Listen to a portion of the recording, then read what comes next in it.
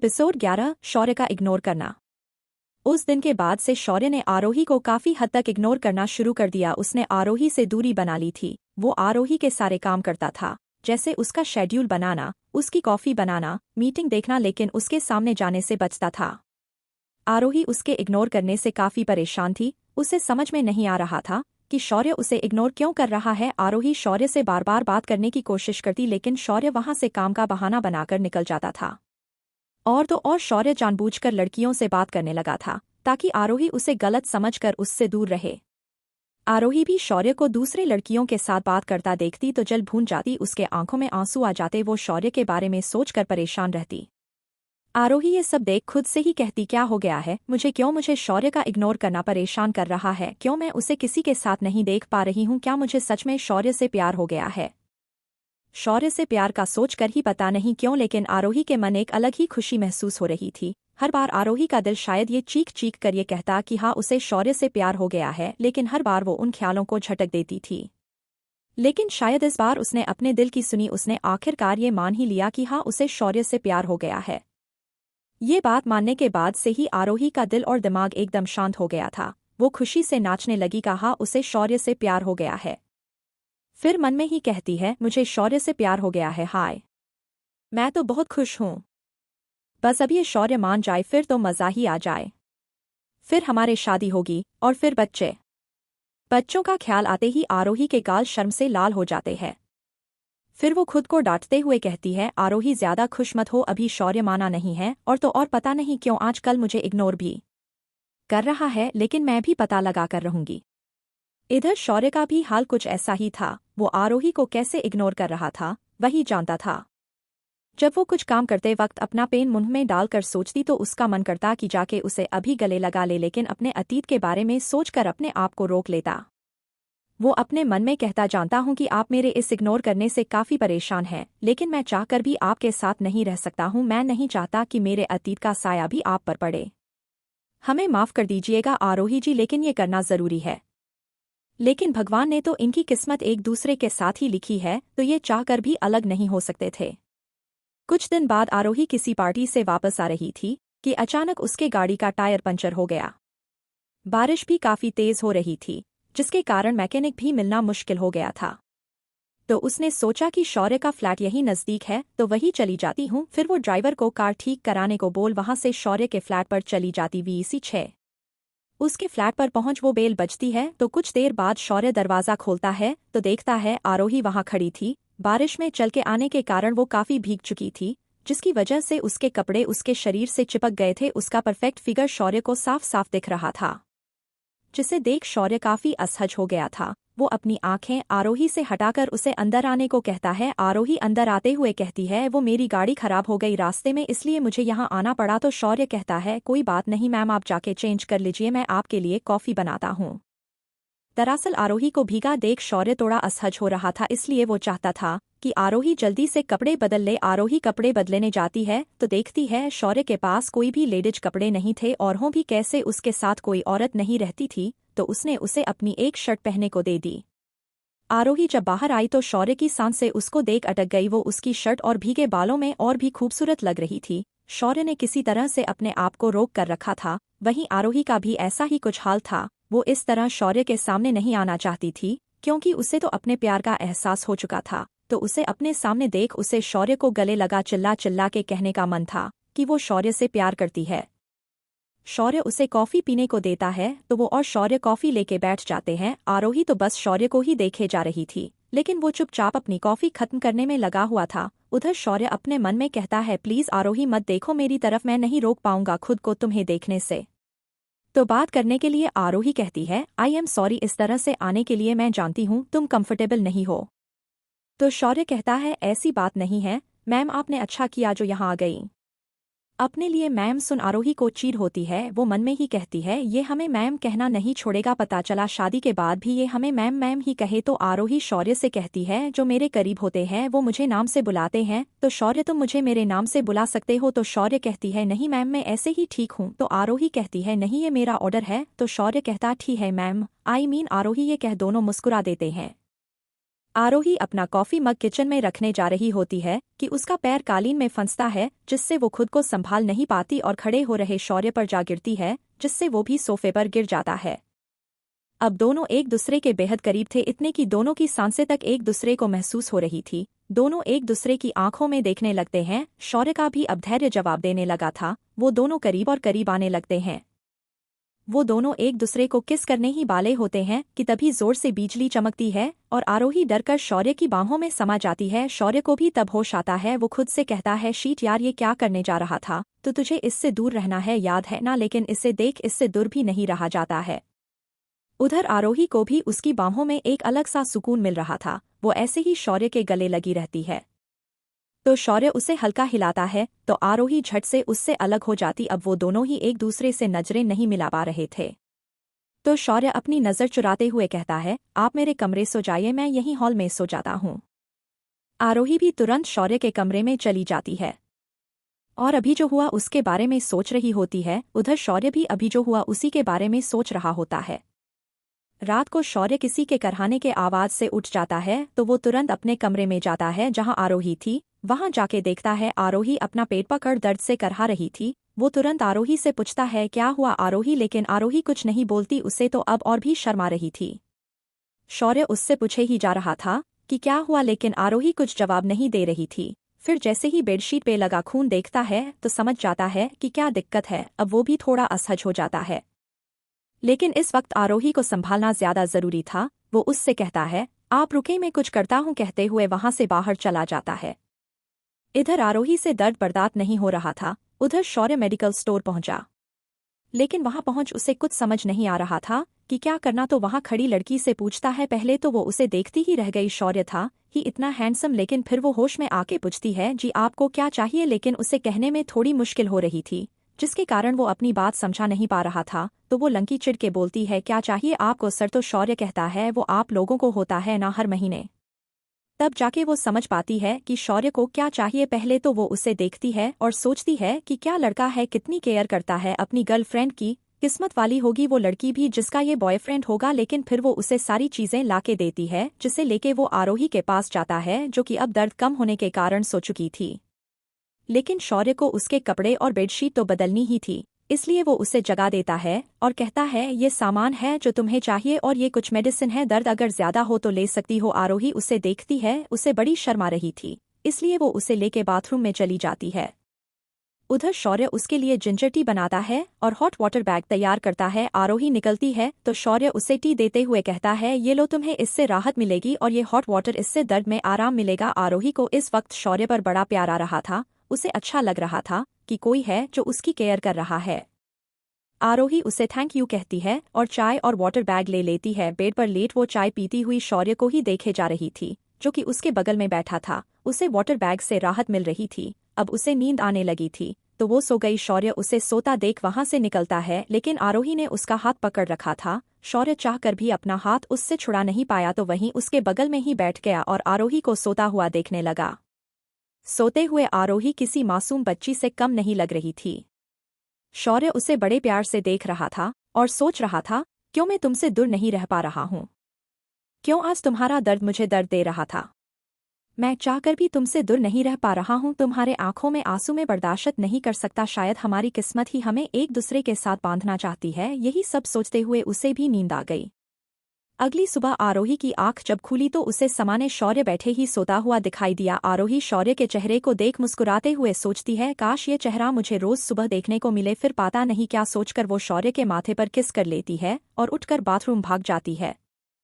उसके जाते ही शौर्य अपनी आंखें खोल लेता है। दरअसल शौर्य आरोही से पहले ही उठ चुका था, लेकिन सोने का नाटक कर रहा था। वो अभी अभी जो हुआ उसे सोच मुस्कुरा देता है। दोनों ही खुश थे इस बात से अनजान की कोई खतरा उनकी तरफ पड़ रहा है। एपिसोड 12 आरोही और शौर्य की मस्ती। कुछ देर बाद शौर्य भी उठ जाता है। तब तक आरोही भी वॉशरूम से निकल जाती है तो देखती है शौर्य वहीं बैठा हुआ था। कल रात के बाद से दोनों एक दूसरे के साथ काफी असहज महसूस कर रहे थे। दोनों ही एक दूसरे से नजरें नहीं मिला पा रहे थे, लेकिन दोनों ही खुश थे। एक तरफ जहां आरोही शौर्य के उसके केयर करने से काफी खुश थी, उसे शौर्य के साथ एक अलग ही खुशी महसूस हो रही थी। शौर्य का साथ उसे ये बहुत सेफ महसूस करा रहा था और उसे शौर्य से और भी ज्यादा प्यार हो गया था। वो अब शौर्य को कभी भी नहीं छोड़ना चाहती थी। वहीं शौर्य ने भी अब उससे दूर ना भागने का फैसला कर लिया था। लेकिन वो कहीं ना कहीं इस बात से भी अनजान नहीं था कि अगर वो आरोही के साथ होता है तो उसे क्या क्या परेशानी फेस करनी पड़ सकती है।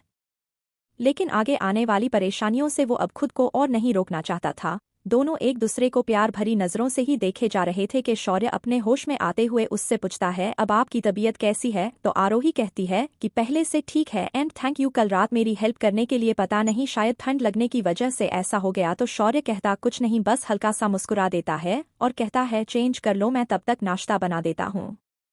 तो आरोही कहती है मैं भी तुम्हारी हेल्प करती हूँ ना। तो शौर्य कहता है अरे कोई बात नहीं, मैं कर लूंगा, आप तब तक कपड़े चेंज कर लीजिए, मैं आपको घर छोड़ दूंगा। जिस पे आरोही पूछती है क्यों घर क्यों? तो शौर्य कहता है क्योंकि अभी आप पूरी तरह से ठीक नहीं हुई हैं, अभी आपको और ज्यादा आराम करने की जरूरत है, और वैसे भी आप आजकल बिल्कुल भी सही से आराम नहीं कर पा रही हैं। जिस पर आरोही कहती है कि मैं बिल्कुल ठीक हूँ और ये तो हर महीने आता है, अब अगर मैं ऐसे घर बैठ जाऊंगी तो काम कौन देखेगा? तो शौर्य कहता है मुझे कुछ नहीं पता, बस आज आप ऑफिस नहीं जा रही हैं तो नहीं जा रही हैं।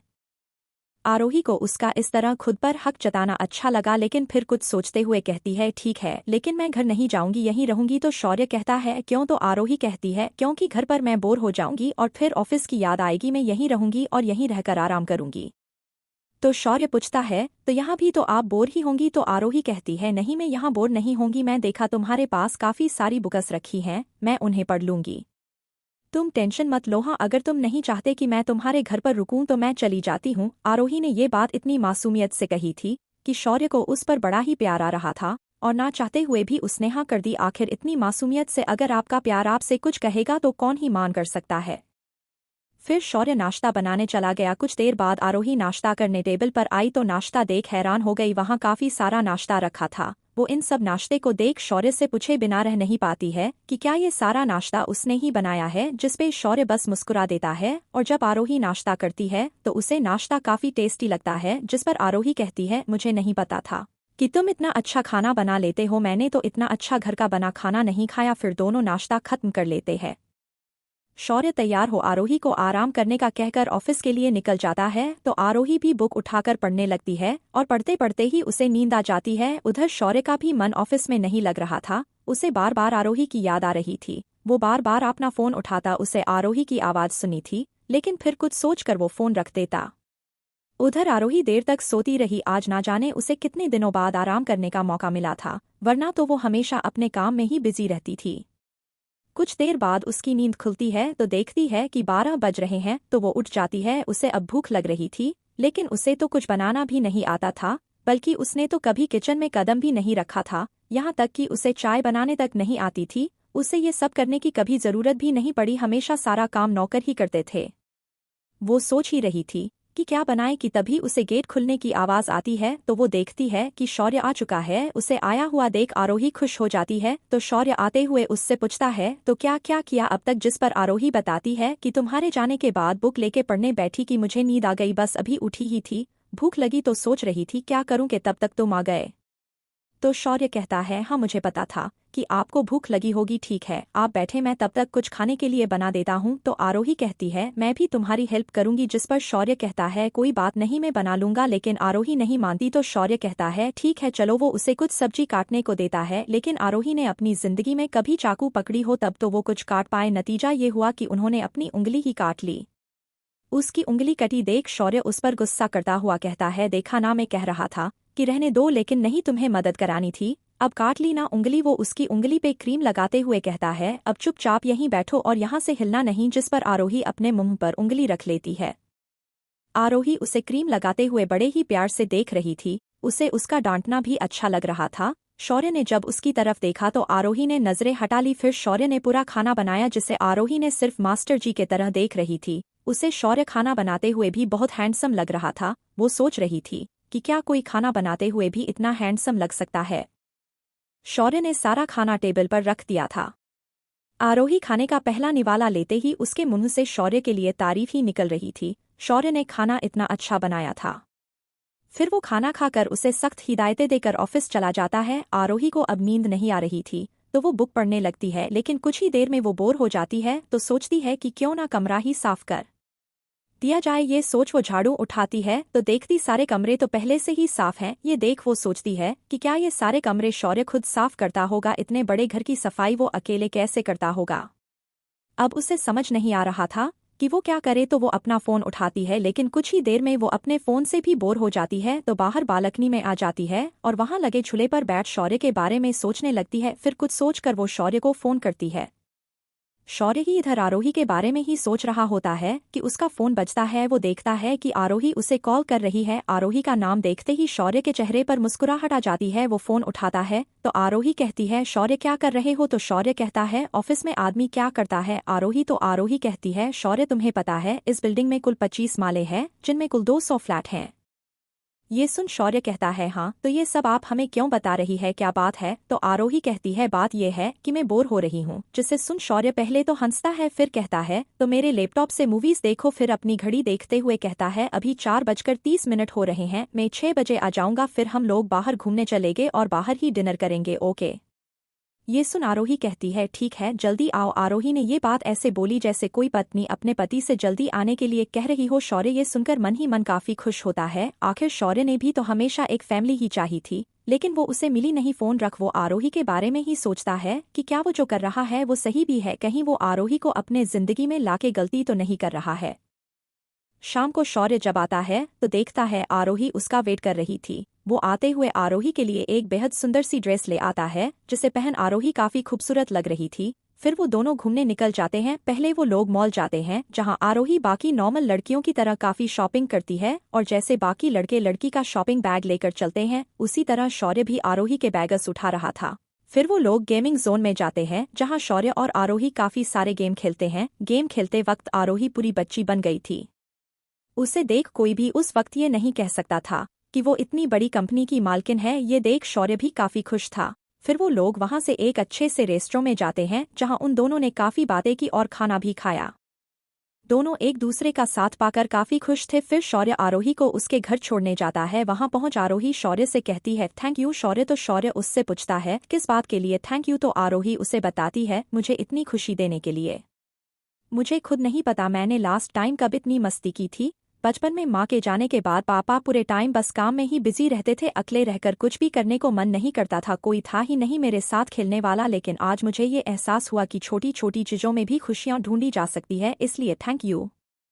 शौर्य ये सुन कहता है, ऐसी बात नहीं है, आपका जब भी मन हो मुझे बता दीजिएगा, हम फिर ऐसे ही चलेंगे। फिर वो आरोही को गुड नाइट बोल वहां से निकल जाता है। रास्ते में जाते हुए शौर्य सोच रहा होता है कि सिर्फ आपने ही नहीं, मैंने भी अपनी जिंदगी में इतनी मस्ती कभी नहीं की थी। यहाँ तक कि खुशी क्या होती है मैं तो ये तक भूल गया था। थैंक यू आरोही मेरी जिंदगी में आने के लिए, मुझे इन खुशियों का एहसास कराने के लिए।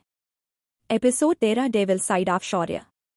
ऐसे ही दिन बीतते रहते हैं। शौर्य और आरोही अब एक दूसरे से काफी धूल मिल गए थे। दोनों घंटों बातें किया करते और कभी कभी साथ में घूमने भी जाते। उनके बीच प्यार तो था, लेकिन दोनों ही इसे एक दूसरे से छिपा रहे थे, या यूं कहे कि दोनों को अपना प्यार छुपा के दिखाने में ज्यादा मजा आता था। दोनों एक दूसरे की केयर करते लेकिन उन्हें बिना बताए दोनों ही काफी खुश रहने लगे थे। लेकिन कहते हैं ना, ज्यादा खुशियां लोगों की आंखों में खटकने लगती है। ऐसे ही शौर्य और आरोही की खुशियां दो लोगों को काफी खटक रही थी, और वो दो और कोई नहीं बल्कि आदित्य और आयुष थे। दोनों ने एक दूसरे से हाथ मिला लिया था क्योंकि दोनों का ही एक दुश्मन था और वो थी आरोही। वो दोनों आरोही को बर्बाद कर देना चाहते थे। दोनों एक होटल के रूम में बैठे शराब पीते हुए गुस्से से बातें करते हैं तो आदित्य आयुष से कहता है, यार उस आरोही ने हमारी बहुत बेइज्जती करी है, उसे तो सबक सिखाना ही पड़ेगा। तो आयुष कहता है, हाँ उसे तो ऐसा सबक सिखाना है कि वो जिंदगी भर याद रखे, लेकिन सबसे पहले उसके उस सेक्रेटरी को ठिकाने लगाना है। साले ने मेरी बहुत बेइज्जती करी है सबके सामने। मुझे आयुष खन्ना से माफी मंगवाई, उसे इस चीज का हिसाब तो देना ही होगा। उसे मैं आसान मौत नहीं दूंगा, उसे पहले तड़पाऊंगा फिर मौत दूंगा। जिसे पर आदित्य, अरे वो तो मामूली सा एक सेक्रेटरी है, उसे तो हम जब चाहे तब ठिकाने लगा सकते हैं, लेकिन पहले उस आरोही का कुछ करना पड़ेगा। एक बार वो बर्बाद हो गई तो फिर उस सेक्रेटरी को भी देख लेंगे। तो आयुष कहता है, लेकिन उसे बर्बाद करेंगे कैसे? जिस पे आदित्य एक शैतानी हंसी हंसता हुआ कहता है, उसकी कंपनी को बर्बाद करके। तो आयुष ना समझी से कहता है, और वो हम कैसे करेंगे? तो आदित्य बताता है, आरोही का 50% से ज्यादा इनकम उसके IT कंपनियों से होता, अगर कोई उसे ही बर्बाद कर दे तो जिसे सुन आयुष कहता है तो फिर वो बर्बाद हो जाएगी। लेकिन हम ये करेंगे कैसे? जिस पर आदित्य कहता है वो सब तुम मुझ पर छोड़ दो, बस देखते जाओ मैं क्या करता हूँ। कल का सूरज आरोही की जिंदगी में एक नई बर्बादी लाने वाला है और फिर उसके बाद उस सेक्रेटरी की बारी, उससे भी एक एक करके हिसाब लेंगे।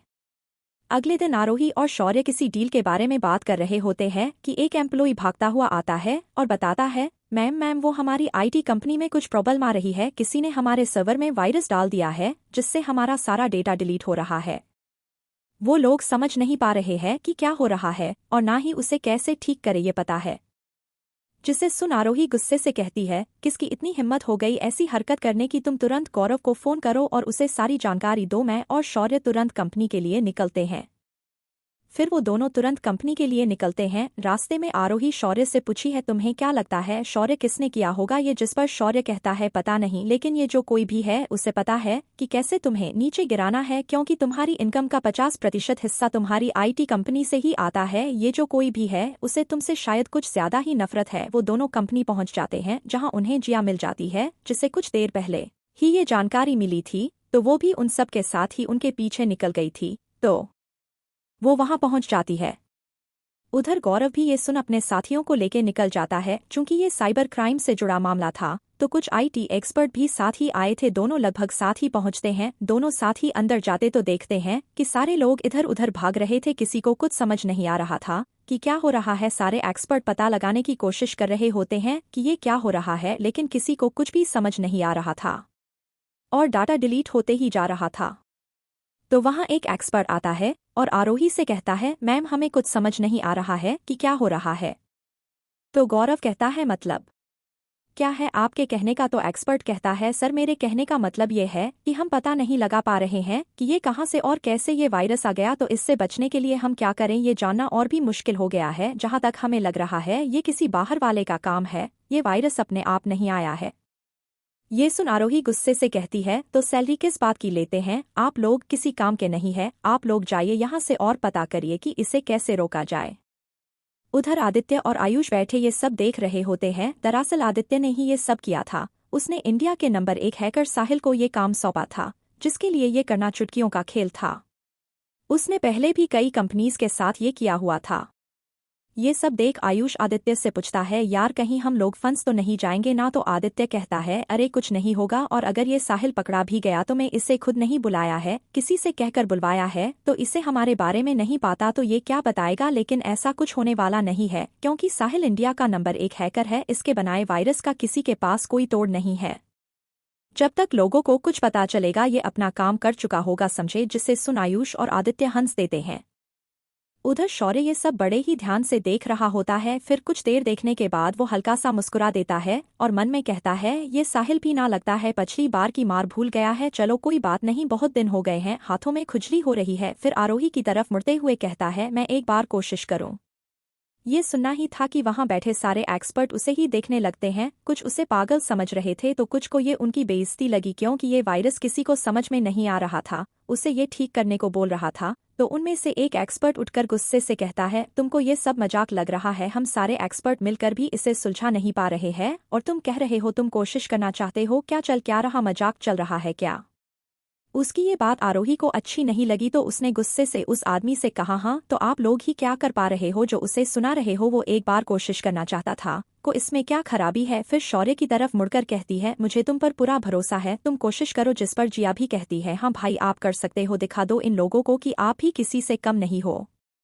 तो शौर्य वहां रखे एक कंप्यूटर पर बैठ जाता है और फिर एक लंबी सांस लेकर अपने मन में चल रहे ख्यालों को रोक लेता है और अपना काम करना शुरू कर देता है। जिसे देख वहां खड़े सारे एक्सपर्ट आरोही, जिया और गौरव हैरान हो जाते हैं।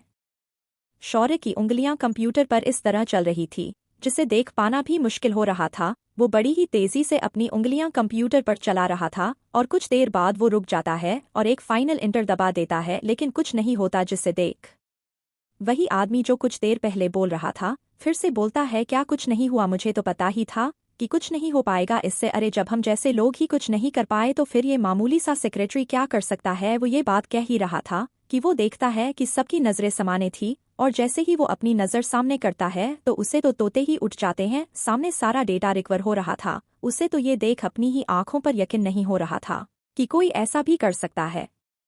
उधर साहिल भी ये देख हैरान हो जाता है और चिल्लाते हुए कहता है, नहीं नहीं, ये नहीं हो सकता, मेरा बनाया हुआ वायरस कोई ठीक नहीं कर सकता, ये कैसे हो सकता है, ऐसा करने की ताकत सिर्फ एक इंसान में थी, लेकिन वो मर चुका है, फिर कौन है जिसने मुझे इस तरह हरा दिया। फिर वो अपना सारा सामान उठाने लगता है। ये देख अब तक जो आदित्य और आयुष खुश हो रहे थे अचानक ही परेशान हो जाते हैं। वो साहिल से पूछते हैं कि क्या हुआ, तो वो बताता है कि किसी ने उसका वायरस उसे ही भेज दिया है, जिससे उसका कंप्यूटर का डेटा डिलीट हो रहा था, तो उसे मजबूरन अपने डेटा को बचाने के लिए उसके सारे डेटा को वापस करना पड़ा। और फिर कुछ रुक कर कहता है, आप लोग जो कोई भी है यहाँ से तुरंत निकल जाइए, क्योंकि उसने वायरस के साथ साथ यहाँ का जीपीएस भी ट्रैक कर लिया है। अगर मैं गलत हूं तो पुलिस कभी भी यहाँ पहुंचती होगी। ये सुन दोनों को अपना प्लान फेल होता हुआ दिखाई दे रहा था। वो गुस्से से आग बबूला हो जाते हैं और वहां से निकल जाते हैं।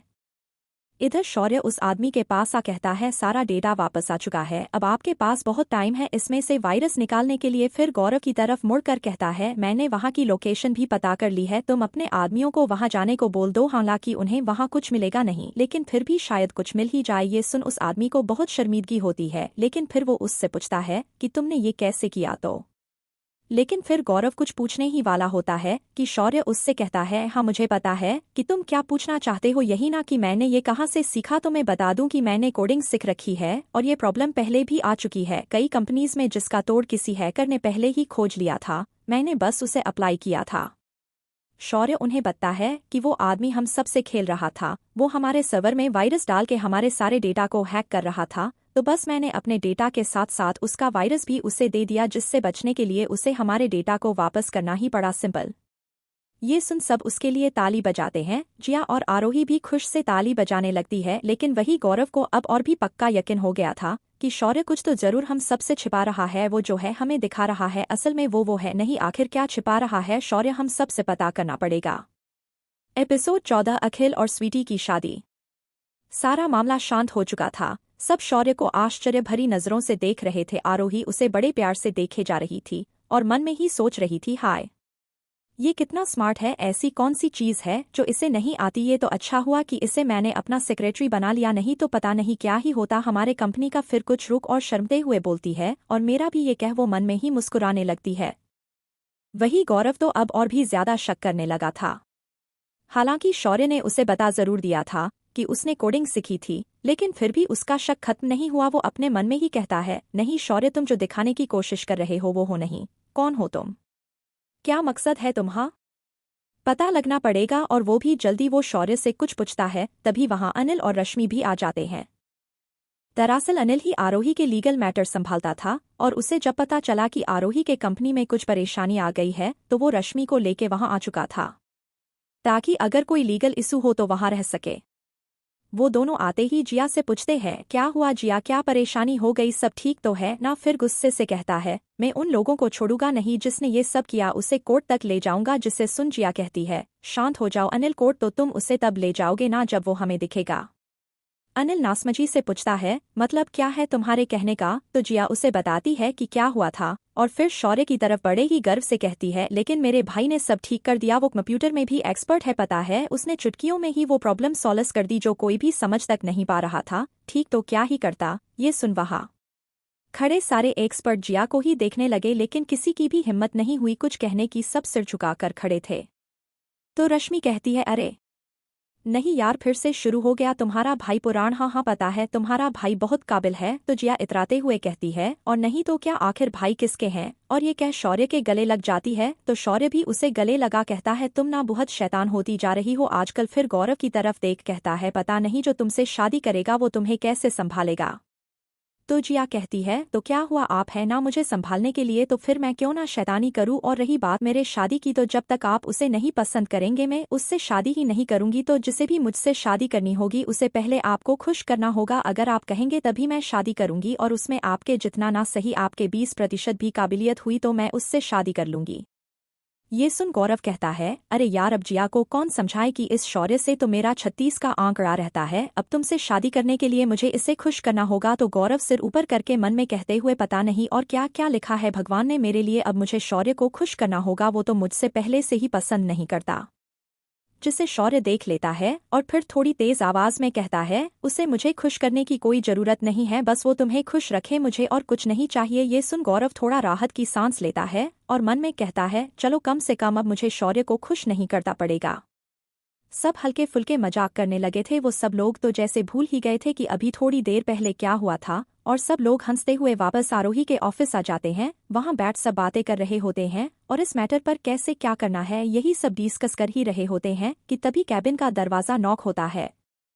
सब उस तरफ देखते हैं तो पता है कि वहां उन लोगों को स्वीटी और अखिल खड़े दिखाई देते हैं जो कि अंदर आने की परमिशन मांग रहे थे। फिर अंदर आते हुए सबको ग्रीट करते हैं और एक कार्ड आरोही को देते हुए कहते हैं, मैम हम दोनों शादी कर रहे हैं अगले हफ्ते। जिसे सुन सब वहां खुश होते हैं क्योंकि सबका आरोही के ऑफिस आना जाना लगा रहता था, तो सब लोग स्वीटी और अखिल को जानते थे। ये सुन सब उन दोनों के लिए खुश होते हैं।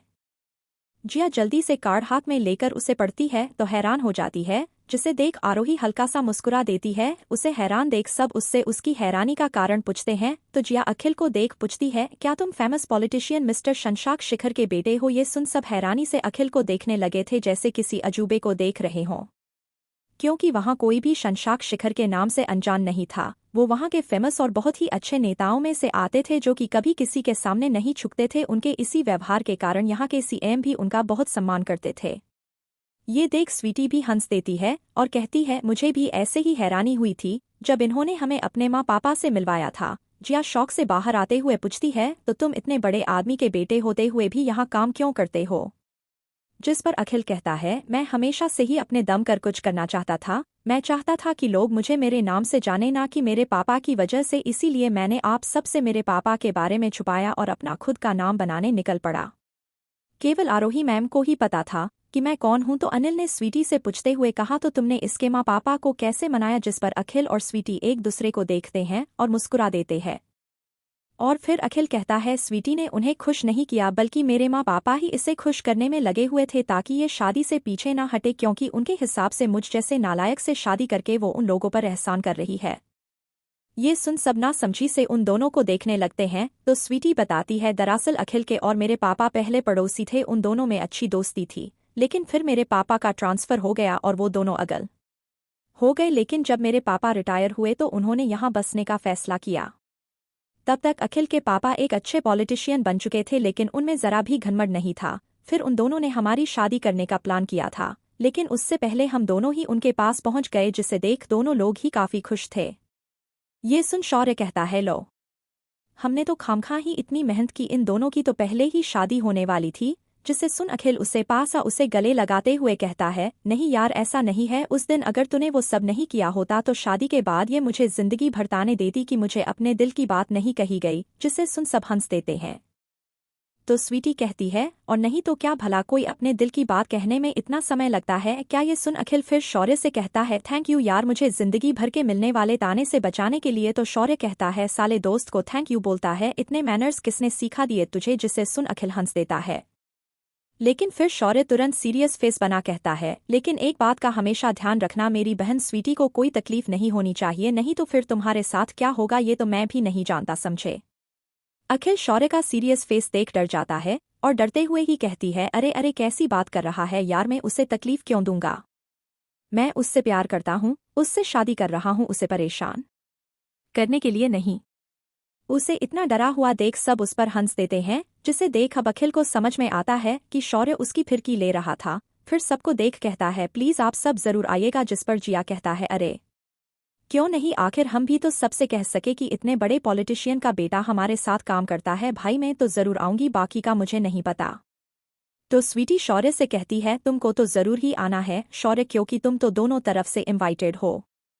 तो अखिल कहता है, नहीं शौर्य हमारी तरफ से होगा। जिस पर स्वीटी कहती है, नहीं शौर्य हमारी तरफ से होगा, आखिर उसे ही तो भाई की सारी रस्में निभानी हैं। फिर दोनों लड़ने लगते हैं कि शौर्य उनकी तरफ से होगा। जिस पर शौर्य कहता है, अरे कोई नहीं, मैं बारात लेके आऊंगा और अपनी बहन को विदा करूंगा, ठीक है? ये सुन सब हंसने लगते हैं। तब अनिल कहता है, मुझे तो पता ही नहीं था कि शशांक अंकल तुम्हारे पिता है, तो वो तुम्हारी शादी का कार्ड था जो अंकल देने आए थे। दरअसल अनिल के पिता उस शहर के जाने माने वकीलों में से थे जो सच का साथ हमेशा देते थे, उनकी इज्जत पूरा शहर करता था। शशांक जी भी उन्हें किसी के केस के सिलसिले में ही मिले थे, जहां दोनों काफी अच्छे दोस्त बन गए। सब एक दूसरे से हंसी मजाक कर रहे थे। फिर शादी में आने का कह स्वीटी और अखिल दोनों चले गए। उधर आदित्य और आयुष दोनों गुस्से से पागल हो रहे थे। आयुष गुस्से से चिल्लाते हुए कहता है, ये साला शौर्य हमेशा हमारे काम के बीच आ जाता है, आज भी उसने ही हमारा काम बिगाड़ा है। दरअसल आदित्य ने अपने एक खबरी आरोही के ऑफिस में लगा रखा था, जिसने उन्हें ये सारी खबर दी कि शौर्य ने ही उन्हें इस परेशानी से निकला था, जिसे सुन दोनों को बहुत गुस्सा आ रहा था।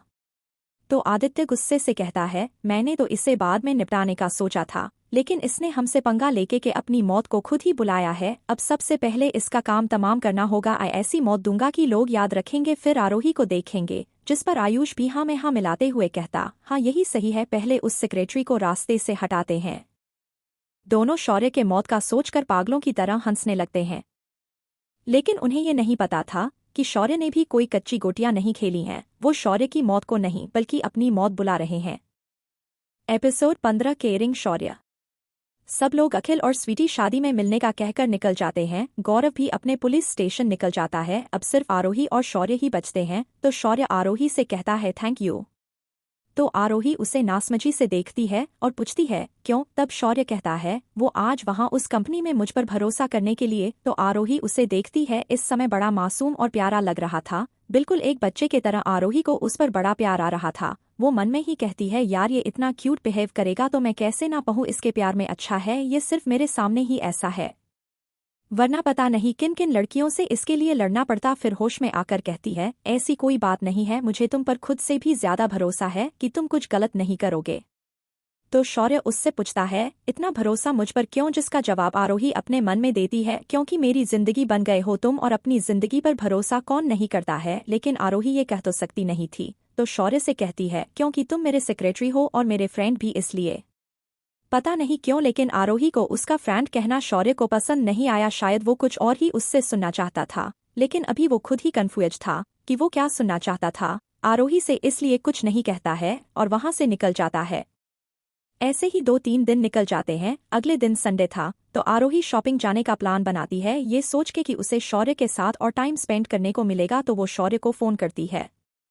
उधर शौर्य अपने घर की सफाई कर रहा था। जब उसका फोन बजा वो देखता है कि आरोही का कॉल है, तो वो उसे उठा लेता है। तब आरोही उससे, हेलो शौर्य, कैसे हो, क्या कर रहे थे, बिजी थे क्या? आरोही इतनी एक्साइटेड होती है कि वो शौर्य से लगातार सवाल पूछती रहती है, जिस पर शौर्य हल्का सा मुस्कुरा देता है। उसे आरोही की ही याद आ रही थी और आरोही ने तुरंत कॉल कर दी, लेकिन फिर सीरियस हो जवाब देता है, मैं ठीक हूँ, घर की सफाई कर रहा था। और फ्लो में बोल जाता है, और रही बात बिजी होने की, तो मैं तुम्हारे लिए हमेशा फ्री रहूंगा। जिसे सुन आरोही को एक पल के हैरान हो जाती है। उसके मन में तो लड्डू ही फूटने लगे थे ये सुनकर। उधर शौर्य को जवाब ये एहसास होता है कि वो क्या बोल गया है, तो तुरंत संभालते हुए कहता है, मैं मेरा मतलब है कि हाँ मेरा मतलब है, क्योंकि मैं तुम्हारा सेक्रेटरी हूँ ना, तो इसलिए मुझे तुम्हारे लिए तो फ्री रहना ही होगा। आरोही उसका हड़बड़ा के जवाब देना सुन बहुत मन ही मन बहुत खुश हो रही थी। उसे ये तो मालूम चल गया था कि शौर्य के मन में भी उसके लिए कुछ तो है, लेकिन फिर बात संभालते हुए कहती है, अच्छा ठीक है, वो मैंने इसलिए फ़ोन किया था क्योंकि कल हम शॉपिंग पर चल रहे हैं।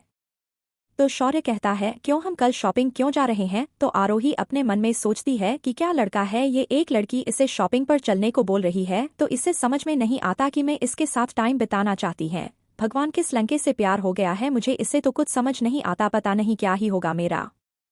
फिर अपने गुस्से को संभाल के कहती है, वो अगले हफ्ते अखिल और स्वीटी की शादी है ना, तो उसी के लिए शॉपिंग जाना है, तो सोचा तुम भी साथ चलो, क्यों नहीं चलना क्या? तो शौर्य को अपनी गलती समझ आती है कि उसे ये नहीं पूछना चाहिए था। वो तुरंत अपनी बात संभालते हुए कहता है, हाँ क्यों नहीं, तो ठीक है, कल 10 बजे मैं तुम्हें तुम्हारे घर से पिक कर लूंगा, फिर लंच भी बाहर ही कर लेंगे, ओके?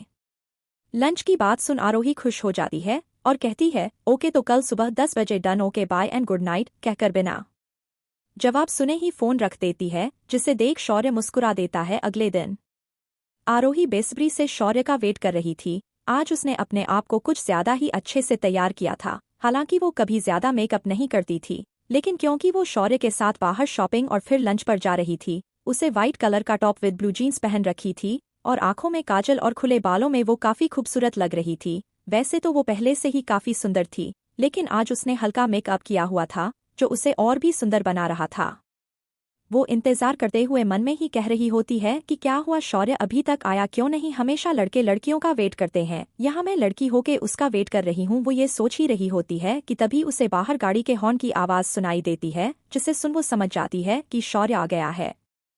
वो तुरंत नीचे जाती है तो शौर्य को देख हैरान रह जाती है। उसने भी आज व्हाइट कलर की टी शर्ट और ब्लू जीन्स पहनी हुई थी, जिसमें उसके चेस्ट और बाइसेप्स अच्छे से दिख रहे थे, जिस पर उसकी मासूमियत भरी मुस्कान उसे किलर लुक दे रही थी। आरोही तो शौर्य से नजरें ही हटा पा रही थी और मन में ही सोच रही थी, यार ये कितना हैंडसम लग रहा है, मैं इसके साथ खड़े होने लायक दिख तो रही हूं ना। वो फिर से अपने आप को देखकर चेक करती है। वहीं ऐसा ही कुछ हाल शौर्य का भी था। वो भी आरोही को इस तरह देख उसमें ही खो सा गया था। दरअसल दोनों ही एक दूसरे को हमेशा फॉर्मल शूट में ही देखते थे, लेकिन आज जब उन्होंने ने शूट से हटकर कुछ पहना था तो दोनों ही एक दूसरे को देख रहे थे। फिर शौर्य ही होश में आ अपनी नजरें इधर उधर करते हुए पूछता है, तो तुम तैयार हो गई हो तो चले। ये सुन आरोही भी होश में आती है और कहती है, हाँ चलो मैं भी तैयार हूँ। फिर दोनों मॉल के लिए निकल जाते हैं। रास्ते में दोनों ही एक दूसरे को चुप चुप के देख रहे थे। फिर मॉल पहुंच आरोही लेडीज सेक्शन में जाती है, शौर्य भी उसके पीछे पीछे ही चल रहा था। दोनों जिधर से भी जा रहे थे लोग उन्हें मुड़ मुड़ कर देख रहे थे और एक दूसरे से कह रहे थे, यार देखो दोनों कितने प्यारे लग रहे हैं ना, पक्का दोनों बॉयफ्रेंड गर्लफ्रेंड होंगे, देखा नहीं दोनों ने मैचिंग कपड़े भी पहन रखे हैं। आरोही के कानों में भी ये आवाजें जा रही थी, जिसे सुन आरोही तो खुशी से फूली नहीं समा रही थी। उसे अपने आप को शौर्य की गर्लफ्रेंड सुनना अच्छा लग रहा था, वहीं शौर्य को भी ये सुन अच्छा लग रहा था, लेकिन वो कुछ रिएक्ट नहीं करता। आरोही साड़ियों के शोरूम में पास जा अटेंडेंट से साड़ियां दिखाने को कहती है, तो पहले तो वो अटेंडेंट शौर्य को देखती ही रहती है, जिसे देख आरोही गुस्से से दांत पीसते हुए कहती है, मैं कहाँ साड़ियां दिखाने को। वो अटेंडेंट ये सुन थोड़ा शर्मा जाती है, फिर वो आरोही को साड़ियों दिखाने लगती है, जिसे आरोही खुद पर ट्राई करती फिर रख देती। उसे कुछ समझ में ही नहीं आ रहा था, या शायद वो चाहती थी कि शौर्य उसके लिए साड़ी पसंद करे। फिर कुछ ना समझ में आने पर वो शौर्य को बुलाकर कहती है, शौर्य मुझे तो कुछ समझ में नहीं आ रहा, तुम ही कुछ पसंद करो ना। तो शौर्य उन सब साड़ियों को देखता है और उस अटेंडेंट से एक साड़ी की ओर इशारा करते हुए कहता है, जो कि लाल कलर की बनारसी साड़ी थी विद स्लीवर प्रिंट। उसे उठाकर कहता है, इसे ट्राई करो। तो वो अटेंडेंट आरोही से कहती है, मैम आपके बॉयफ्रेंड की चॉइस काफी अच्छी है, आप पर काफी अच्छी लगेगी। आरोही को उसका शौर्य को उसका बॉयफ्रेंड कहना काफी पसंद आया। वो उस साड़ी को पैक करने के लिए कह देती है, जिसे देख शौर्य कहता है, अरे पहले ट्राई तो कर लो, इसमें अच्छी दिख भी रही हो या नहीं। तो आरोही बिना उसकी बातों पर ध्यान दिए हुए कहती है, मुझे फर्क नहीं पड़ता, मुझे सिर्फ तुम्हारी नजरों में खूबसूरत दिखना है। जिसे सुन शौर्य हैरान हो जाता है। वहीं आरोही को जब ये एहसास होता है कि उसने क्या कह दिया तो उसका चेहरा शर्म से लाल हो जाता है। वो वहां से बिल कराने के बहाने चली जाती है। उसका शर्म से लाल चेहरा देख शौर्य हंस देता है। बिल होने के बाद दोनों वहां से निकल जाते हैं। दोनों जा ही रहे होते हैं कि शौर्य को एहसास होता है जैसे कोई उनका पीछा कर रहा है। वो धीरे से इधर उधर देखता है तो उसे एक आदमी दिखाई देता है, जो उसका पीछा आरोही के घर से ही कर रहा था। उसके समझते देर नहीं लगती कि ये आदमी आरोही का पीछा कर रहे हैं, लेकिन वो आरोही को कुछ नहीं बताता। आरोही भी बाकी सारी शॉपिंग करती है और शौर्य पूरे रास्ते उसका बैग लिए चलता है, जिसे देख एक लड़की अपने बॉयफ्रेंड से कहती है, देखो कितना केयरिंग बॉयफ्रेंड है, अपनी गर्लफ्रेंड का कितना ख्याल रखता है, और एक तुम हो मेरा जरा भी ख्याल नहीं रखते। पहले तो वो लड़का शौर्य को घूरता है, जिसकी वजह से उसकी गर्लफ्रेंड उससे नाराज होने वाली थी। फिर मुस्कुराते हुए कहता है, अरे जान मैंने कब तुम्हारा ख्याल नहीं रखा, तुम तो ऐसे ही नाराज हो रही हो, तुम तो जानती हो how much I love you. जिस पर वो लड़की पिघल जाती है, लेकिन झूठा गुस्सा करते हुए कहती है, हाँ हाँ पता है कितना प्यार करते हो। शौर्य और आरोही भी उनकी बातें सुन रहे थे और आरोही को तो अपनी किस्मत पर गर्व हो रहा था कि शौर्य उसके साथ है। वो शौर्य को किसी के साथ नहीं देख सकती थी, यहाँ तक कि कोई लड़की शौर्य को देखे उसे ये तक बर्दाश्त नहीं था। वो अपनी आगे की जिंदगी शौर्य के बिना इमेजिन भी नहीं कर सकती थी। फिर दोनों लंच करने के लिए वही ऊपर रेस्टोरेंट में आ जाते हैं। वो आदमी जो आरोही और शौर्य का पीछा कर रहा था, वो किसी को फोन पर कहता है, बॉस वो दोनों शॉपिंग कर चुके हैं, अब लंच करने आए हैं। उधर से वो आदमी कहता है, जैसे ही मौका मिले उसे उठा लो और यहाँ लेके आओ। वो ओके कह के फोन रख देता है। इस बात से अनजान की शौर्य को उसका पता लग चुका है और शौर्य नहीं बल्कि वो शौर्य के जाल में फंसने जा रहा है। कौन है वो आदमी जो शौर्य का पीछा कर रहा है और वो किससे बात कर रहा था? क्या होने वाला है शौर्य और आरोही की लाइफ में? एपिसोड 16, शौर्य की किडनैपिंग। शौर्य को पता लग चुका था कि कोई उसका पीछा कर रहा है। कुछ सोच के वो हल्का सा मुस्कुरा देता है और आरोही के साथ लंच करने लगता है। उधर आरोही तो गुस्से से पागल हुई जा रही थी, क्योंकि रेस्टोरेंट की सारी लड़कियां बस शौर्य को ही घूरे जा रही थी और अपने में बातें करते हुए कह रही थी, यार ये लड़का कितना हैंडसम है, मतलब कसम से अगर मुझे मिल जाए तो मैं तो इसे सबसे छिपा के रख लूं और कहीं ना जाने दूं। वहीं दूसरी टेबल पर बैठी एक लड़की कहती है, यार इतना स्वीट और केयरिंग बंदा तो मेरे साथ होना चाहिए था, ये इस लड़की के साथ क्या कर रहा। तो वही दूसरी लड़की कहती है, क्यों हमें क्या कौटे लगे हैं, जो वो तुम्हारे साथ होना चाहिए हमारे नहीं। जिस पर लड़की कहती है, क्योंकि वो मेरे साथ मैच करता है ना कि तुम्हारे साथ। लेकिन उसी टेबल पर बैठी एक लड़की जो बड़े देर से शौर्य को घूरे ही जा रही थी, उठकर शौर्य के पास आती है और कहती, हेलो मैं टीना बजाज, मैं ना आपको बड़े देर से देख रही हूँ, आप बहुत हैंडसम हो, can I have your number so that हम कॉफी पर चल सके।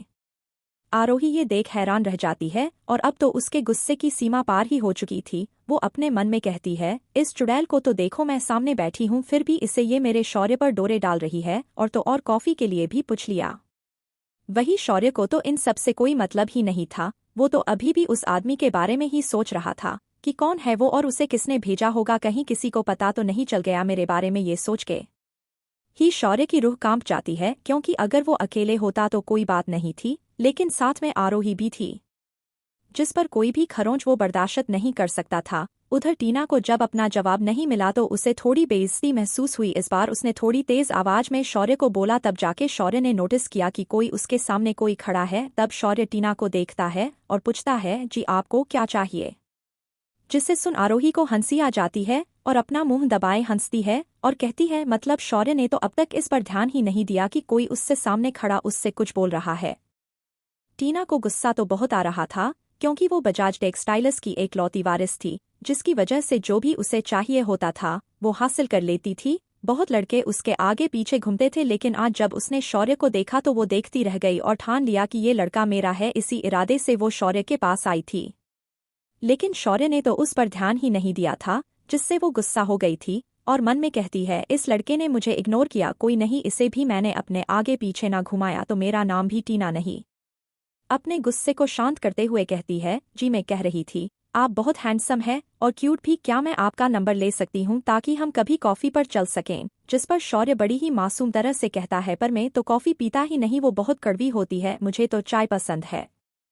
ये सुन आरोही को फिर हंसी आ रही थी, लेकिन वो अपनी हंसी कंट्रोल किए हुए थी और उसे शौर्य पर और भी ज्यादा प्यार आ रहा था। अपने मन में कहती है, ये इतना क्यूट और भोला है जिसे ये समझ ही नहीं आ रहा था कि ये लड़की इसमें इंटरेस्टेड है। क्यों हो तुम ऐसे शौर्य, हर बार मुझे तुमसे पहले से भी ज्यादा प्यार हो जाता है। टीना को इस समय गुस्से तो बहुत आ रहा था, लेकिन वो अपने गुस्से को दबाए, कोई बात नहीं हम चाय पी ले गए। तो फिर शौर्य समझ जाता है कि ये लड़की ये नहीं जाएगी। कुछ सोच शौर्य आरोही की और इशारा करते हुए कहता है, लेकिन पहले मुझे मेरी गर्लफ्रेंड से पूछना पड़ेगा।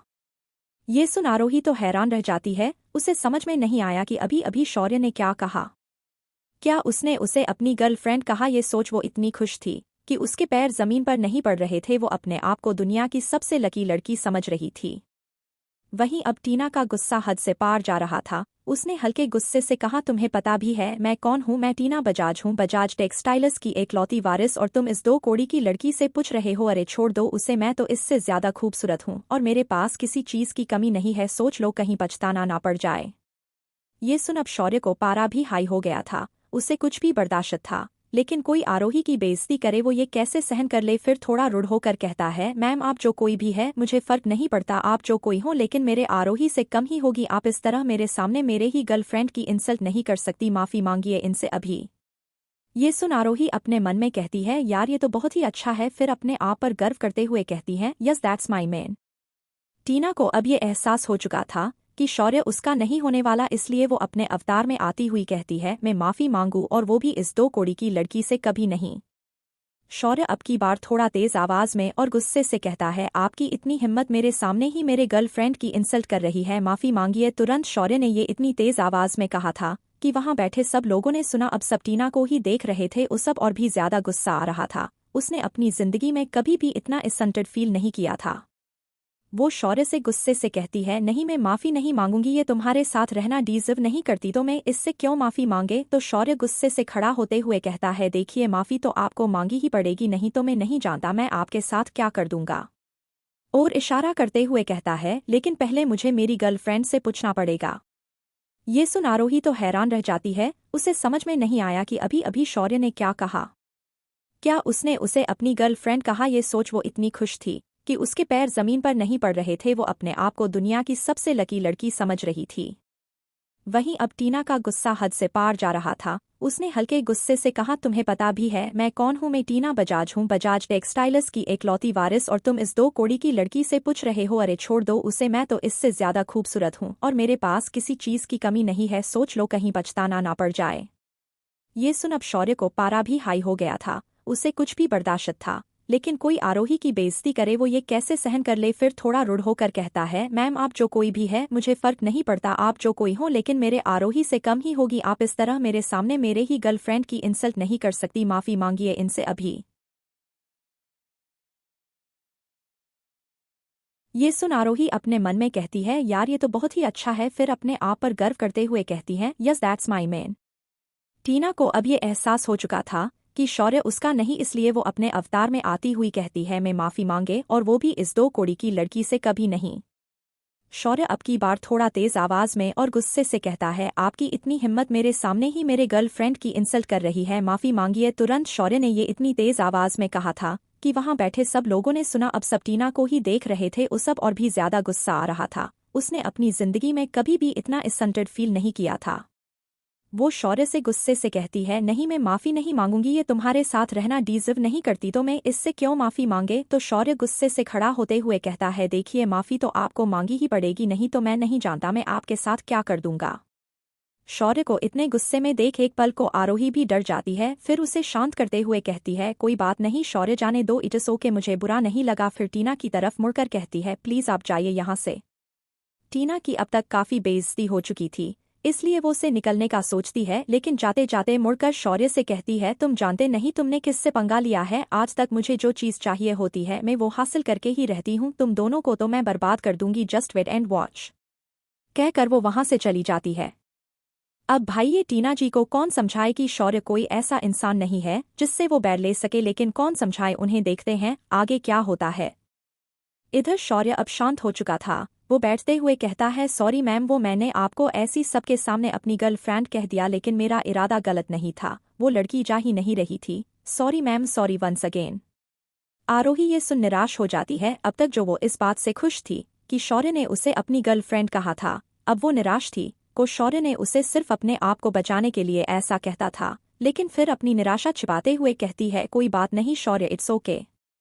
आरोही का मन कुछ ठीक नहीं लग रहा था, तो वो वॉशरूम का बहाना करके वहां से निकल जाती है। उसके जाते ही शौर्य फिर एक बार उस आदमी को देखता है जो उनका पीछा कर रहा था, लेकिन वो आदमी आरोही के पीछे ना जा वहीं खड़ा रहता है, जिसे शौर्य समझ जाता है कि वो आरोही के लिए नहीं मेरे लिए वहां आया है। लेकिन ऐसा कौन है जो मेरा पीछा करवा रहा है? ये जानने का एक ही तरीका था कि वो खुद उनके बिछाए जाल में फंसे, ताकि पता तो लगे कि किसी मौत आई है जो मेरे पीछे पड़ा है। फिर मन ही मन कुछ सोच वो कोई प्लान बनाता है। उधर आरोही वॉशरूम में अपने आप को शांत करने की कोशिश करती हुई कहती है, क्या हुआ आरोही, तुझे इतना बुरा क्यों लग रहा है? तू जानती है ना कि वो तुझसे प्यार नहीं करता, फिर उसके ऐसे कहने से तुझे क्यों फर्क पड़ रहा है? चल आरोही, अपने आप पर भरोसा रख, एक ना एक दिन तो शौर्य तुझे समझेगा, तब तक उस दिन का इंतजार कर। और अगर नहीं समझा तो क्या जरूरी तो नहीं कि जिससे हम प्यार करें वो भी हमें प्यार करें। यही सब कह आरोही अपने आप को शांत करती है और फिर बाहर आकर शौर्य के पास बैठ जाती है। शौर्य जो कि अपने प्लान में ही उलझा हुआ था, इस बात पर ध्यान ही नहीं देता कि आरोही दुखी है। वो आरोही से कहता है, आरोही तुम जाके जरा हमारे कंपनी शान के शोरूम की सेल चेक करो, मैं तब तक गाड़ी निकालता हूँ, तुम्हें फोन कर दूंगा, तुम आ जाना। तो आरोही भी ओके कहती है। फिर दोनों नीचे बने शोरूम में जाने लगते हैं, तो वो आदमी भी उनके पीछे पीछे जाता है। आरोही शोरूम में चली जाती है, उसे सेफली वहां छोड़ शौर्य मन में कहता है, ठीक है अब देखता हूँ कौन है जिसे अपनी सुकून भरी जिंदगी प्यारी नहीं है। ये सोच वो वहां से पार्किंग की तरफ जाने लगता है। उसे पार्किंग की तरफ जाता देख वो आदमी अपने साथियों से कहता है, वो पार्किंग की तरफ आ रहा है, मौका मिलते ही उसे दबोच लो। इधर शौर्य पार्किंग के एकदम सुनसना जगह आ जाता है। वो चलते हुए सोचता है, अरे अब तो कोई आओ मुझे बेहोश करने, क्या आजकल किडनैपिंग भी नहीं करने आती? वो ये सोच ही रहा होता है कि उसे किसी के आने की आहट सुनाई देती है। वो अलर्ट हो जाता है और आगे बढ़ने लगता है। इस बात से बेखबर कि वो आदमी अपनी मौत की तरफ बढ़ रहे हैं, शौर्य के पास आ उसे रुमाल में क्लोरोफॉर्म डाल उसे शौर्य की नाक पर रख देते हैं। शौर्य भी मन ही मन खुश हो थोड़ा छटपटाने की एक्टिंग कर बेहोश हो जाता है। वो आदमी उसे अपनी गाड़ी में डाल देते हैं। फिर उनमें से एक आदमी अपने बॉस को फोन करता है और कहता है बॉस काम हो गया, हम उसे ले आ रहे हैं। उधर फोन पर वो आदमी खुश होते हुए कहता है शाबाश बहुत अच्छे, अब उसे यहाँ ले आओ कहकर फोन रख देता है। फिर जोर जोर से हंसते हुए कहता है अब तो तू गया शौर्य, आज तेरे जिंदगी का आखिरी दिन है कहते हुए फिर जोर जोर से हंसने लगता है। एपिसोड 17 शौर्य की किडनैपिंग 2। शौर्य जानबूझकर किडनैप हो गया था ताकि वो पता लगा सके कि किसने ये सब किया है। वो लोग उसे गाड़ी में डाल कहीं ले जाने लगे। उधर शौर्य के ना आने से आरोही परेशान होने लगती थी। वो शौर्य को फोन करती है तो उसका फोन स्विच ऑफ आ रहा था, लेकिन वो ये सोच की हो सकता है उसका फोन स्विच ऑफ हो गया हो। वो थोड़ी देर और शोरूम के अकाउंट्स देखने लगती है, लेकिन जब शौर्य तब भी नहीं आता तो आरोही को अब थोड़ा डर लगने लगता है। वो बार बार शौर्य को फोन करती है लेकिन उसका फोन स्विच ऑफ आता है। थक हार कर वो खुद ही पार्किंग एरिया में जाती है। जो देखती है वहां पर तो गाड़ी अभी भी खड़ी है, लेकिन शौर्य उसे कहीं नजर नहीं आ रहा था। वो उसे डरते डरते इधर उधर देखने लगती है। वो ढूंढते हुए चिल्लाती भी रही है शौर्य शौर्य कहाँ हो तुम, देखो ये मजाक नहीं है, कहाँ हो शौर्य शौर्य देखो मुझे अब डर लग रहा। वो आवाज लगती हुई पूरे पार्किंग एरिया में देखती रहती है, लेकिन उसे शौर्य का कुछ पता नहीं लग रहा था। अब उसे किसी अनहोनी की आशंका ने घेर लिया था, लेकिन फिर भी वो अपने ख्यालों को झटक शौर्य को ढूंढने की कोशिश जारी रखती है। वो उसे ढूंढ ही रहा होती है कि उसे शौर्य का फोन वहीं गिरा मिलता है जो कि स्विच ऑफ हो चुका था। अब उसका शक यकीन में बदल चुका था। उसका दिल जोर जोर से किसी अनचाहे ख्याल से धड़क रहा था। उसे कुछ समझ में नहीं आ रहा था कि वो क्या करे। उसे तो अपनी पूरी दुनिया ही घूमती दिखाई दे रही थी। वो सोच ही नहीं पा रही थी कि वो क्या करे कि तभी जिया का फोन आ जाता है। तो आरोही फोन उठा कुछ बोलती वैसे ही जिया बोल पड़ती है। आरोही क्या कर रही हो, मैं सोच रही थी कि अगर तुम बिजी ना हो तो क्या हम। वो इतना ही बोल पाती है कि तभी उसे आरोही के रोने की आवाज आती है। ये सुन जिया घबरा जाती है और घबराते हुए पूछती है आरोही आरोही क्या हुआ तुम्हें, तुम ठीक तो हो आरोही, कुछ तो बोलो आरोही। उधर आरोही रोए ही जा रही थी लेकिन फिर खुद को संभालो जिया। तो जिया बोलती है वो क्या आरोही, साफ साफ बोलो क्या बात है। तो आरोही बड़ी मुश्किल से बोलती है वो शौर्य शौर्य नहीं मिल रहा है। जिया को कुछ समझ ही नहीं आता कि आरोही क्या बोलना चाह रही है। तो जिया कहती है क्या बात है आरोही, साफ साफ बोलो, और ये शौर्य क्या कहा तुमने, तुम शौर्य के साथ हो क्या। तो आरोही फिर से बोलती है वो शौर्य नहीं मिल रहा है। हम लोग शॉपिंग के लिए आए थे, वो मुझे अपने शोरूम के अकाउंट्स चेक करने का बोल गाड़ी लेने गया था, लेकिन वापस नहीं आया। और जब मैंने वहां जाके देखा तो वहां शौर्य का फोन गिरा मिला। जिया मुझे बहुत घबराहट हो रही, शौर्य ठीक तो होगा ना। जिया पहले तो ये सुन रह जाती है क्योंकि एक शौर्य ही तो था जिसे वो अपना भाई मानती थी। खून का रिश्ता भले ना हो जिया का शौर्य से, लेकिन शौर्य ने भी कभी उसे अपनी सगी बहन से कम भी नहीं माना था। ये सोच उसके आंखों में आंसू आ जाते हैं, लेकिन वो खुद को संभाल लेती है क्योंकि आरोही भी इस वक्त काफी दुखी थी। उसे कौन संभालेगा, तो वो खुद को संभाल बोलती है आरोही आरोही देखो तुम टेंशन मत लो, मैं आ रही हूँ वहाँ, तुम टेंशन मत लेना। और गौरव को फोन करो, वो पुलिस में है तो उसे जल्दी ही ढूंढ लेगा, मैं तुरंत निकल रही हूँ। ओके तुम वेट करो, मैं तुरंत पहुँच रही हूँ। फोन रख वो तुरंत मॉल के लिए निकलती है। रास्ते में उसने अनिल और रश्मि को भी फोन कर दिया था, तो वो लोग भी तुरंत मॉल के लिए निकलते हैं। उधर आरोही गौरव को फोन कर रोते हुए सब बताती है, तो गौरव उसे धैर्य रखने का और तुरंत आने का बोल फोन रख देता है और तुरंत वहां के लिए निकल लेता है। इधर आरोही का रो रो कर बुरा हाल था, उसे कुछ समझ ही नहीं आ रहा था। उसे तो शौर्य के साथ बिताए पल याद आ रहे थे कि कैसे उनकी पहली मुलाकात हुई, उसका उस पर चिल्लाना सब याद आ रहा था। वो किसी को खोने की तड़प, वो बेचैनी उसे अंदर से डरा रही थी। और ये डर सिर्फ वही समझ सकता है जिसने कभी किसी अपने को खोया हो। अकेले होने के कारण उसके मन में बहुत बुरे बुरे ख्याल आ रहे थे। उधर जिया, अनिल और रश्मि लगभग एक साथ ही मॉल पहुंचते हैं। जिया तुरंत आरोही को देख लेती है और दौड़कर उसके पास जाती है। आरोही जिया को देख जो तक थोड़ा बहुत अपने आप को काबू में रखी थी, जिया के गले लगाते ही उसके धैर्य का बांध टूट जाता है और वो जोर जोर से रोने लगती है। ये देख जिया भी खुद को संभाल नहीं पाती और रोने लगती है। आखिर दोनों ही लड़कियों की जिंदगी में शौर्य की अहम भूमिका थी। फिर अनिल और रश्मि दोनों को संभालते हुए कहता है आरोही देखो ऐसे रोने से काम नहीं चलेगा, तुम्हें थोड़ा समझदारी से काम लेना होगा। तो रश्मि जिया से कहती है हाँ जिया देखो कुछ नहीं होगा, तुम्हारे शौर्य भाई को हम ढूंढ लेंगे उन्हें, ओके। वो सब क्या करे सोच ही रहे होते हैं कि तभी गौरव अपनी टीम के साथ वहां आ जाता है। तो सबका ध्यान उस पर ही चला जाता क्योंकि गौरव भी कोई आम पुलिस वाला नहीं था। तो मॉल में भी थोड़ी अशांति फैल जाती है। अंदर या बाहर जाने के सारे रास्ते बंद कर दिए जाते हैं। गौरव तुरंत आरोही और जिया के पास जाता है जो कि रो रही थी। वो जाते ही आरोही से पूछता है, देखो आरोही ध्यान से सुनो मेरी बात, मैं शौर्य को कुछ नहीं होने दूंगा, लेकिन तुम्हें एक एक बात बतानी होगी कि तुम लोगों ने यहाँ क्या क्या किया, कहाँ कहाँ गए, सब कुछ, एक भी चीज नहीं छोड़ना। आरोही हमें सिर हिला उसे सब बताती है तो शौर्य कहता है, इसका मतलब टीना बजाज ये काम कर सकती है, आखिर वो कोई छोटी मोटी इंसान तो है नहीं, जानता हूँ मैं उसके बारे में। तभी गौरव एक हवलदार से कहता है, देखो टीना बजाज इस वक्त कहाँ, तो वो हवलदार वहां से हाँ मिल सिर हिलाकर चला जाता है। तो गौरव फिर सबकी की तरफ देखते हुए कहता है, हमें सीसीटीवी फुटेज देखनी चाहिए, शायद उससे कुछ पता लग सके। तो सब लोग सीसीटीवी फुटेज देखने लगते हैं। वो लोग फुटेज देख ही रहे होते हैं कि वो हवलदार जो टीना बजाज के बारे में पता लगाने गया था, वहां टीना बजाज को लेके आता है और कहता है, सर ये रही टीना बजाज, अभी तक मॉल में ही थी। उधर टीना किसी हवलदार के ऐसे लाए जाने से काफी गुस्से में थी। वो चिल्लाते हुए कहती है, आप लोगों की हिम्मत कैसे हुई मुझे ऐसे यहाँ लाने की, आप लोग जानते नहीं है मैं कौन हूँ। गौरव को इस बात से कोई फर्क नहीं पड़ रहा था। वो सीधे टीना से सवाल करता है, शौर्य का कहाँ, देखो सच सच बता दोगी तो तुम्हें कम सजा होगी, नहीं तो अंजाम बहुत बुरा हो सकता है।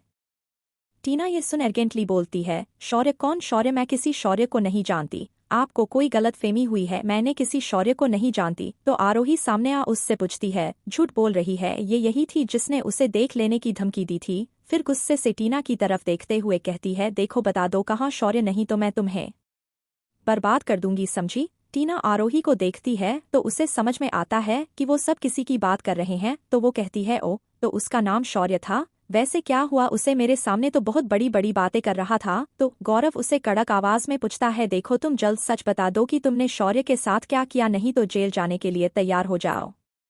तो टीना जेल जाने का सुन थोड़ा घबरा जाती है, लेकिन फिर बोलती है, मैंने कुछ नहीं किया उसके साथ, हाँ मेरी बहस जरूर हुई थी उसके साथ, लेकिन मैंने उसे कुछ नहीं किया। तो आरोही गुस्से से कहती है, झूठ झूठ बोल रही है, ये इसी ने कहा था कि वो उसे देख लेगी। तो टीना ये सुन तुरंत कहती है, हाँ मैंने कहा था कि मैं उसे देख लूंगी, लेकिन मेरा उसे हार्म करने का कोई इरादा नहीं था। हाँ उसने मेरी बेइज्जती की थी, लेकिन इतना भी नहीं कि मैं उसे कुछ करवा दूं। फिर एरोगेंटली बोलती है, वैसे अच्छा ही हुआ कि उसे उसके किए की सजा मिल गई और मेरी मेहनत बच गई। आरोही का ये सुना था कि उसका गुस्सा फुट पड़ वो टीना को थप्पड़ मारते हुए चिल्ला रही थी, तुम्हारी हिम्मत कैसे हुई मेरे शौर्य के बारे में ऐसा बोलने की, अगर उसे कुछ हुआ ना तो मुझसे तुम्हें कोई नहीं बचा पाएगा, समझी। ये बोल वो टीना को मारने लगती है। आरोही को ऐसे देख सब हैरान रह जाते हैं, किसी ने भी आरोही को आज तक इतना गुस्सा करते नहीं देखा था। लेकिन फिर गौरव उन दोनों को छुड़ाता है और हवलदार से कहता है, ले जाओ इन मैडम को और बिठा के रखो जब तक मैं छोड़ने को ना कहूँ। फिर वो आरोही की तरफ मुड़कर कहता है, आरोही क्या था ये सब, तुम अपना आपा कैसे खो सकती हो, देखो शांति से काम लो, नहीं तो हमें शौर्य को ढूंढने में और देर होगी। ये बोल वो लोग फिर सीसीटीवी फुटेज देखने लगते हैं। गौरव हर एक चीज को ध्यान से देख रहा था, आरोही और शौर्य के मॉल के अंदर आने से लेकर उनके शॉपिंग करने, लंच करने, आरोही के शोरूम में जाने से शौर्य के पार्किंग में जाने तक। लेकिन जैसे ही वो पार्किंग की फुटेज दिखाने को बोलता है तो वहां बैठा गार्ड कहता है, सर वहां का कैमरा काम नहीं कर रहा था। ये सुन गौरव गुस्से से कहता है, तुम्हारा वही का सीसीटीवी क्यों काम नहीं कर रहा था। जिस पर गार्ड कहता है, सर वहां का सीसीटीवी पिछले 2 दिन से काम नहीं कर रहा था, हमने बदलने को कहता लेकिन अभी तक कोई आया नहीं। ये सुन गौरव गुस्से से कहता है, साले बहुत चालाक है वो लोग, वो जानते थे कि कैमरा काम नहीं कर रहा था, इसीलिए उन्होंने वो जगह चुनी।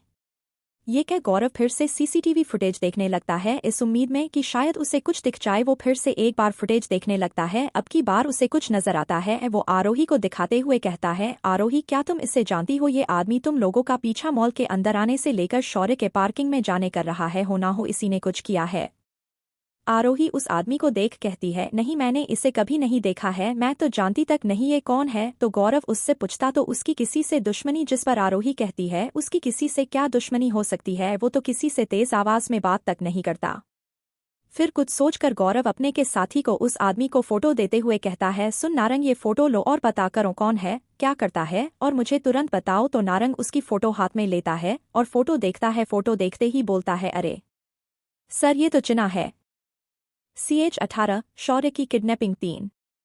गौरव का एक साथी उस आदमी को पहचान लेता है, सर ये तो चीना है। सब उस हैरान होकर देखते हैं। तो गौरव अपने साथी से पूछता है, तुम जानते हो इसे। तो वो बोलता है, जी सर ये चीना है, यहाँ का लोकल गुंडा है, कोई सुपारी लेनी हो, मर्डर करवाना हो, किडनैपिंग करवानी हो तो लोग इसके पास ही जाते हैं।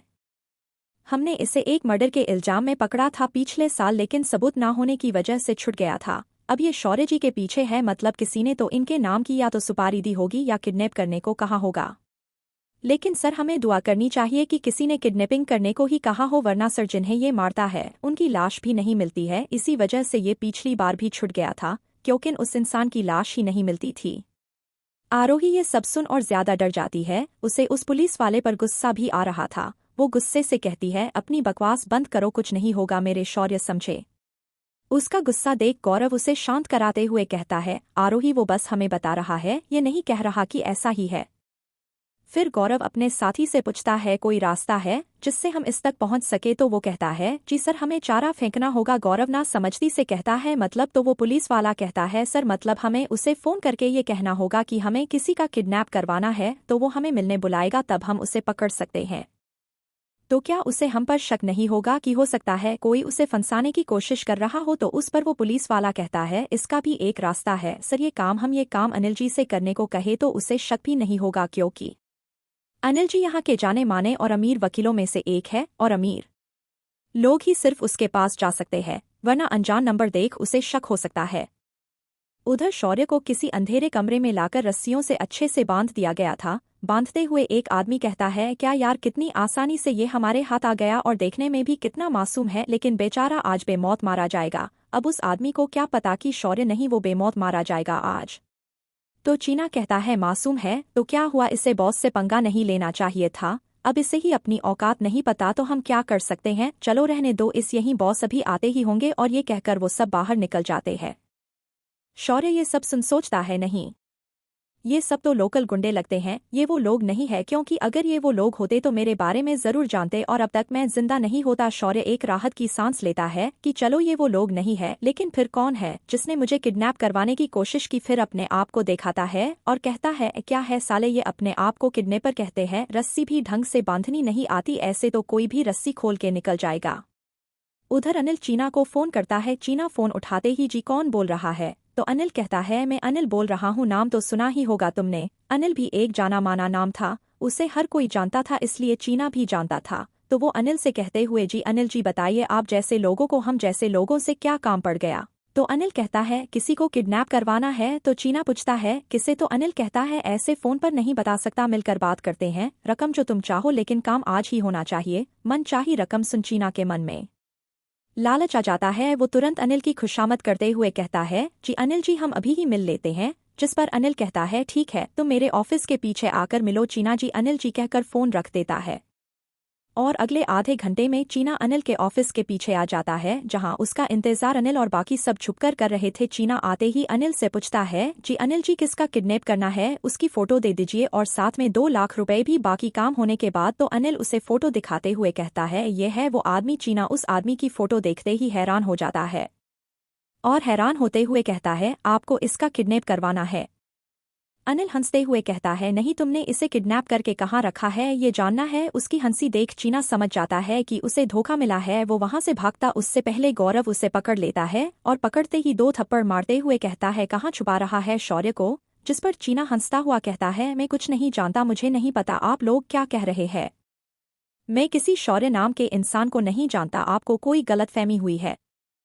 आरोही ये सुन उसके पास जा उसे फिर थप्पड़ मारते हुए कहती है, देख जल्दी बता कहाँ छुपा रखा है उसे, नहीं तो तुझे यही मार दूंगी, किसी को कुछ पता नहीं चलेगा, समझा? चीना ये सुन जोर जोर से हंसता है और कहता है, अरे आरोही मैडम आपके चक्कर में ही तो वो आज वहां मौत के मुंह में है, और रही बात मेरे मुंह खोलने की तो वो तो मैं खोलने से रहा। आरोही को ये सुन बहुत गुस्सा आता है। वो तुरंत गौरव की गन लेकर उसके पैर पर गोली मार देती है और गुस्से से कहती है, लगता है तूने मुझे हल्के में ले लिया है, तू अपना मुंह नहीं खोलेगा तो आज तेरे साथ साथ तेरी पूरी फैमिली को भी मैं नहीं छोड़ूंगी। तू अगर मेरे बारे में जानता है तो ये भी जानता होगा कि मैं भी अपने कहे से पीछे नहीं हटती। गौरव तुरंत अपनी गन आरोही से लेता हुआ उस पर चिल्लाता है, आरोही ये क्या कर रही हो, अपने आप को संभालो, इस तरह कानून अपने हाथ में लेने क्या मतलब है? तो आरोही गौरव की तरफ गुस्से से देखती हुई कहती है, इस वक्त सही गलत की फिक्र नहीं है मुझे शौर्य नहीं मिला तो आज इस पूरे शहर को आग लगा दूंगी मैं, और मुझे ऐसे करने से कोई रोक नहीं पाएगा, तुम और तुम्हारा कानून भी नहीं। गौरव और बाकी सब भी आरोही की आंखों में इतना गुस्सा देख हैरान हो जाते हैं, क्योंकि आरोही ऐसी नहीं थी जिसे किसी के होने या ना होने से कोई फर्क पड़े, लेकिन आज उसे ऐसे देख सब हैरान थे। रश्मि समझ रही थी क्यों आरोही ऐसा बर्ताव कर रही है, क्योंकि वो भी अनिल से उतना ही प्यार करती है जितना आरोही शौर्य से, इसीलिए उसे आरोही के दिल का हाल पता था। वो खुश थी कि चलो किसी से तो आरोही को प्यार हुआ, लेकिन अभी वो हालात नहीं थे जब वो आरोही से इस बारे में बात कर सके। उधर चीना का दर्द से बुरा हाल हो रहा था। वो गिड़गिड़ाते हुए कहता है, प्लीज मुझे हॉस्पिटल ले चलो, मुझे बहुत दर्द हो रहा है। जिस पर गौरव कहता है, तो जल्दी से बता दे कहाँ छुपा रखा है शौर्य को, और किसके कहने पर तूने ये सब किया, वरना अब की बार गोली पैर पर नहीं बल्कि सिर पर लगेगी, समझा। ये सुन चीना डर जाता है और डरते हुए कहता है, मुझे छोड़ दो, मैं सब सच बताता हूँ। हमने उसे आरोही मैडम के बंद पड़े फैक्ट्री में छिपाया है, और ऐसा करने के लिए मुझे। उधर शौर्य अब पड़े पड़े बोर हो चुका था, तो वो एक्टिंग करते हुए जोर जोर से चिल्लाता है, हेलो कोई है, मुझे यहाँ से बाहर निकालो, कोई है बाहर। ये आवाज़ सुन सब अंदर आ जाते हैं और उसे देखकर हंसने लगते हैं। तो शौर्य अपनी एक्टिंग जारी रखते हुए कहता है, कौन हो तुम लोग और मुझे यहाँ क्यों लाए हो। तो उस पर चीना का भाई चन्ना कहता है, हम कौन है ये तू जानकर क्या करेगा, और तुझे यहाँ क्यों लाए हैं ये तो तू अच्छे से जानता ही होगा, और किसने तुझे यहाँ लाने को कहा है वो तुझे थोड़ी देर में पता चल ही जाएगा। पर फिलहाल हमें तुझे मारने के ऑर्डर मिले हैं, सॉरी हैं। वो ये कहकर वो लोग शौर्य को मारने लगते हैं। शौर्य के लिए वो लोग बस मच्छर थे जो इधर उधर उसे काट रहे थे। जिस तरह वो उसे मार रहे थे उस तरह तो उसे दर्द नहीं बल्कि मजा आ रहा था। लेकिन फिर जल्दी उस आदमी को बुलाने के लिए जिसने ये उसे किडनैप करवाया है, वो जोर जोर से चिल्लाने की एक्टिंग करने लगता है, जिस पर उन आदमियों को लगता है कि उसे दर्द हो रहा है। वो लोग उसे बहुत मारते हैं। तो शौर्य कहता है, अब तो बता दो किसने मुझे यहाँ लाने को कहा था। चन्ना कुछ बोलता उससे पहले उसके पीछे से आवाज आती है, हमने तुझे यहाँ लाने को कहा था। शौर्य आंखें उठाकर देखता है तो हैरान रह जाता है और हैरानी से कहता है, आदित्य और आयुष। वो दोनों शौर्य को हैरान देख हंसने लगते हैं और हंसते हुए कहते हैं, क्यों शौक लगा, हमने ही तुझे किडनैप करने को कहा था। तूने हमारे बहुत बेइज्जती करी है साला, इतने से पगार में इतना काम किसने करने को बोला था तेरे को। तू मामूली सा सेक्रेटरी था तो वही बनकर रहना था ना, क्यों खामखा हीरो बनने चला था। देख अब मेरे गाना उसके पीछे और उसे तो कोई फर्क भी नहीं पड़ेगा, लेकिन तेरा क्या तो गया आज। तो शौर्य बड़ी ही दर्द भरी आवाज में एक्टिंग करते हुए कहता है, लेकिन मैं तो ऐसा कुछ नहीं किया जिससे तुम लोग ये सब करने पर उतर आए, मैंने तो सिर्फ अपना फर्ज ही निभाया था। जिस पर आयुष उसे थप्पड़ मारते हुए कहता है, तेरे फर्ज निभाने के चक्कर में हमारी कितनी बेइज्जती हुई पता है, लेकिन कोई नहीं, आज तुझे निपटा देंगे। कल उस आरोही की बारी आएगी, उसे तो पहले मैं खूब तड़पाऊंगा, फिर उसकी सारी प्रॉपर्टी अपने नाम करवा के उसके साथ मजे करके तब उसे मारूंगा। लेकिन अफसोस ऐसा सब देखने के लिए तू जिंदा नहीं रहेगा। तभी आदित्य भी उसे एक थप्पड़ मारते हुए कहता है, क्यों मेरे उसे छूने से एतराज था ना तुझे, अब तो देख मैं उसे हर रात टच करूंगा और तू कुछ नहीं कर पाएगा। ये सब सुन शौर्य के आंखों में अब तक रुका हुआ गुस्सा बाहर आने लगा। वो लोग अपनी बेइज्जती का बदला लेने के लिए ऐसा सब करते तब तक तो ठीक था, लेकिन उन्हें आरोही को बीच में नहीं लाना चाहिए था। शौर्य को तो आरोही के चेहरे पर उदासी तक नहीं पसंद थी, उसकी चेहरे पर उदासी देख वो बेचैन हो जाता था। वो ये लोग उसे तड़पाने की बात कर रहे थे, उससे पहले इन सबको मैं जान ना मार दूं। जिस वक्त उन लोगों ने आरोही के लिए गलत भावना अपने मन में लाने की कोशिश की, उसी वक्त उन सबका बुरा टाइम शुरू हो गया था। शौर्य ये सब सोच ही रहा था कि आयुष कहता है, तो फिर ठीक है, मिलते हैं अगले जन्म में, लेकिन अगले जन्म में भी गलती से मुझे मत टकरा जाना, नहीं तो उधर भी तेरे साथ ऐसा ही होगा। फिर मुड़कर सबसे कहते हुए मार दो इसे। वो लोग शौर्य की तरफ बढ़ रहे थे और आदित्य और आयुष जाने लगते हैं कि एक आदमी उनके पास उड़कर आता हुआ उनके पैरों के पास आ गिरता है। वो लोग पीछे मुड़कर देखते हैं तो हैरान रह जाते हैं। CH-19 शौर्य का एक्शन। आदित्य और आयुष दोनों वहां से जाने लगते हैं कि तभी वो आदमी जो शौर्य को मारने आगे बढ़ा था आके दोनों के कदमों में गिरता। दोनों ये देख पीछे मुड़ते हैं और जो देखते हैं देखकर हैरान हो जाते हैं। उधर चीना बताता है, मुझे ये सब आदित्य जी ने करने को कहा था। तो गौरव उसे थप्पड़ मारते हुए कहता है, क्या कहा था उसने, पूरी बात बताओ। तो चीना दर्द में कराहते हुए बोलता है, वो उन्होंने ने मुझे 5 लाख रुपए दिए और इस बंदे की फोटो भी दी और बोला इस आदमी ने मेरी बहुत बेइज्जती की है, इसे सजा तो मिलनी ही चाहिए, इसे किडनैप करो और मार दो और लाश को ऐसे ठिकाने लगाना कि कभी पता ना चले इसका, समझे। तो हम लोगों ने इसका पीछा किया, लेकिन ये कभी अकेला मिला ही नहीं, इसलिए हम लोगों ने इसका पीछा किया और आज जब हम मॉल में इसका पीछा कर रहे थे तो ये हमें अकेले पार्किंग में जाता हुआ दिखाई दिया। तो हम लोगों ने उसे उठा लिया और बस मारने ही जा रहे थे कि अनिल जी का फोन आ गया। मैं और पैसों की लालच में मैं वो काम छोड़ यहाँ आ गया और उसे मेरे भाई चन्ना को मारने को बोल दिया। अब तो शायद वो चीना उसके आगे कुछ बोल पाता तब तक आरोही फिर से उसे मारने लगती है और मारते हुए कहती है, अगर उसे कुछ भी हुआ तो तुझे मैं जिंदा नहीं छोड़ूंगी, समझा। गौरव उसे वहां से हटाता है और कहता है, आरोही अभी गुस्सा करने का वक्त नहीं है, हमें जल्दी से वहां पहुंचना चाहिए। शायद वो अभी तक जिंदा हो। आरोही ये सुन गौरव का कॉलर पकड़ बोलती है, मैंने बोला ना उसे कुछ नहीं होगा, तुम सबको समझ नहीं आता। तो मौके की नज़ाकत को देखते हुए रश्मि आरोही के पास जाती है और कहती है, आरोही कोई भी नहीं कह रहा कि शौर्य को कुछ हुआ है, हमें जल्दी करनी चाहिए, बस इतना ही कहने का मतलब है गौरव का। तो आरोही अपने आप को संभालती है और कहती है, ठीक है जल्दी चलो। सब लोग उस फैक्ट्री की तरफ जाने लग जाते हैं। आरोही अपने आप को इन सब का जिम्मेदार मान रही थी क्योंकि उसके लिए ही तो शौर्य ने आदित्य से झगड़ा किया था। ऊपर से शौर्य को खो देने का डर आरोही की हालत और भी ज्यादा खराब कर रहा था। उसे उसके साथ बिताए पल एक एक करके याद आ रहे थे। उनके याद आते ही आरोही के आंखों में आंसू आ जाते हैं तो वो उन्हें पोंछती हुई कहती है, नहीं शौर्य तुम्हें कुछ नहीं हो सकता, मैं तुम्हें कुछ नहीं होने दूंगी। उधर दोनों जब पीछे मुड़ते हैं तो देखते हैं कि जो शौर्य अभी तक भीगी बिल्ली बनकर बैठा हुआ था वो उन आदमियों को ऐसे मार रहा था जिसे वो आदमी ना होकर कोई पंचिंग बैग हो। इस वक्त वो कोई मासूम सा दिखने वाला सेक्रेटरी नहीं बल्कि एक पेशेवर हत्यारा लग रहा था। उसकी आंखों में उतरते खून को देखकर सभी डर जाते हैं। वो लोग कोई 20-25 लोग होंगे लेकिन फिर भी शौर्य को संभाल नहीं पा रहे थे।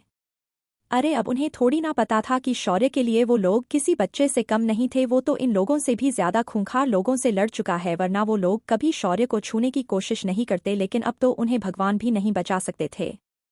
वो सबको बड़े आसानी से मारे जा रहा था जैसे वो लोग शौर्य के लिए कोई हो ही नहीं। वो मारते हुए कहते जा रहा था, 6 किडनैपर कहते हो तुम लोग खुद को, तुम लोग तो गली के गुंडे कहलाने के लायक भी नहीं हो। वो लोग भी आजकल तुम लोगों से ज्यादा समझदार हो गए हैं। अरे ऐसा सबके सामने से पीछा कौन करता है बे?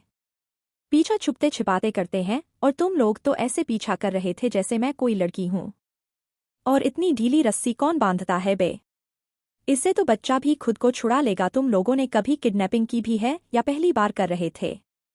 तुम लोग किडनैपर्स के नाम पर धब्बा हो, ये काम छोड़ कोई दूसरा काम करो। किडनैपिंग तुम लोगों के बस की नहीं है। ये सब आदित्य और आयुष वहां खड़े देख रहे थे। वो लोग तो शौक से बाहर ही नहीं आ पा रहे थे। वो लोग यही सोच रहे थे कि जिस इंसान को हम लोग इतना कमजोर समझ रहे थे वो तो बहुत ताकतवर निकला।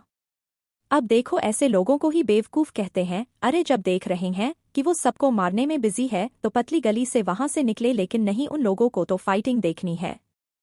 उधर शौर्य सबको मारे जा रहा था और कुछ ही देर में सब जमीन पर पड़े नजर आते हैं। तो शौर्य उन सब के पास जाकर बैठता हुआ कहता है, तो क्या ख्याल है, क्या किया जाए तुम लोगों के साथ? तो उन आदमियों में से एक कहता है, भाई हमें माफ कर दो, हमसे गलती हो गई, हम दोबारा ऐसा नहीं करेंगे, हमें छोड़ दो, हमें जाने दो प्लीज भाई। तो दूसरा आदमी भी उसकी हाँ में हाँ मिलाते हुए कहता है, हाँ भाई हम दोबारा ये नहीं करेंगे और मैं तो ये काम ही छोड़ दूंगा, बस हमें यहाँ से जाने दो।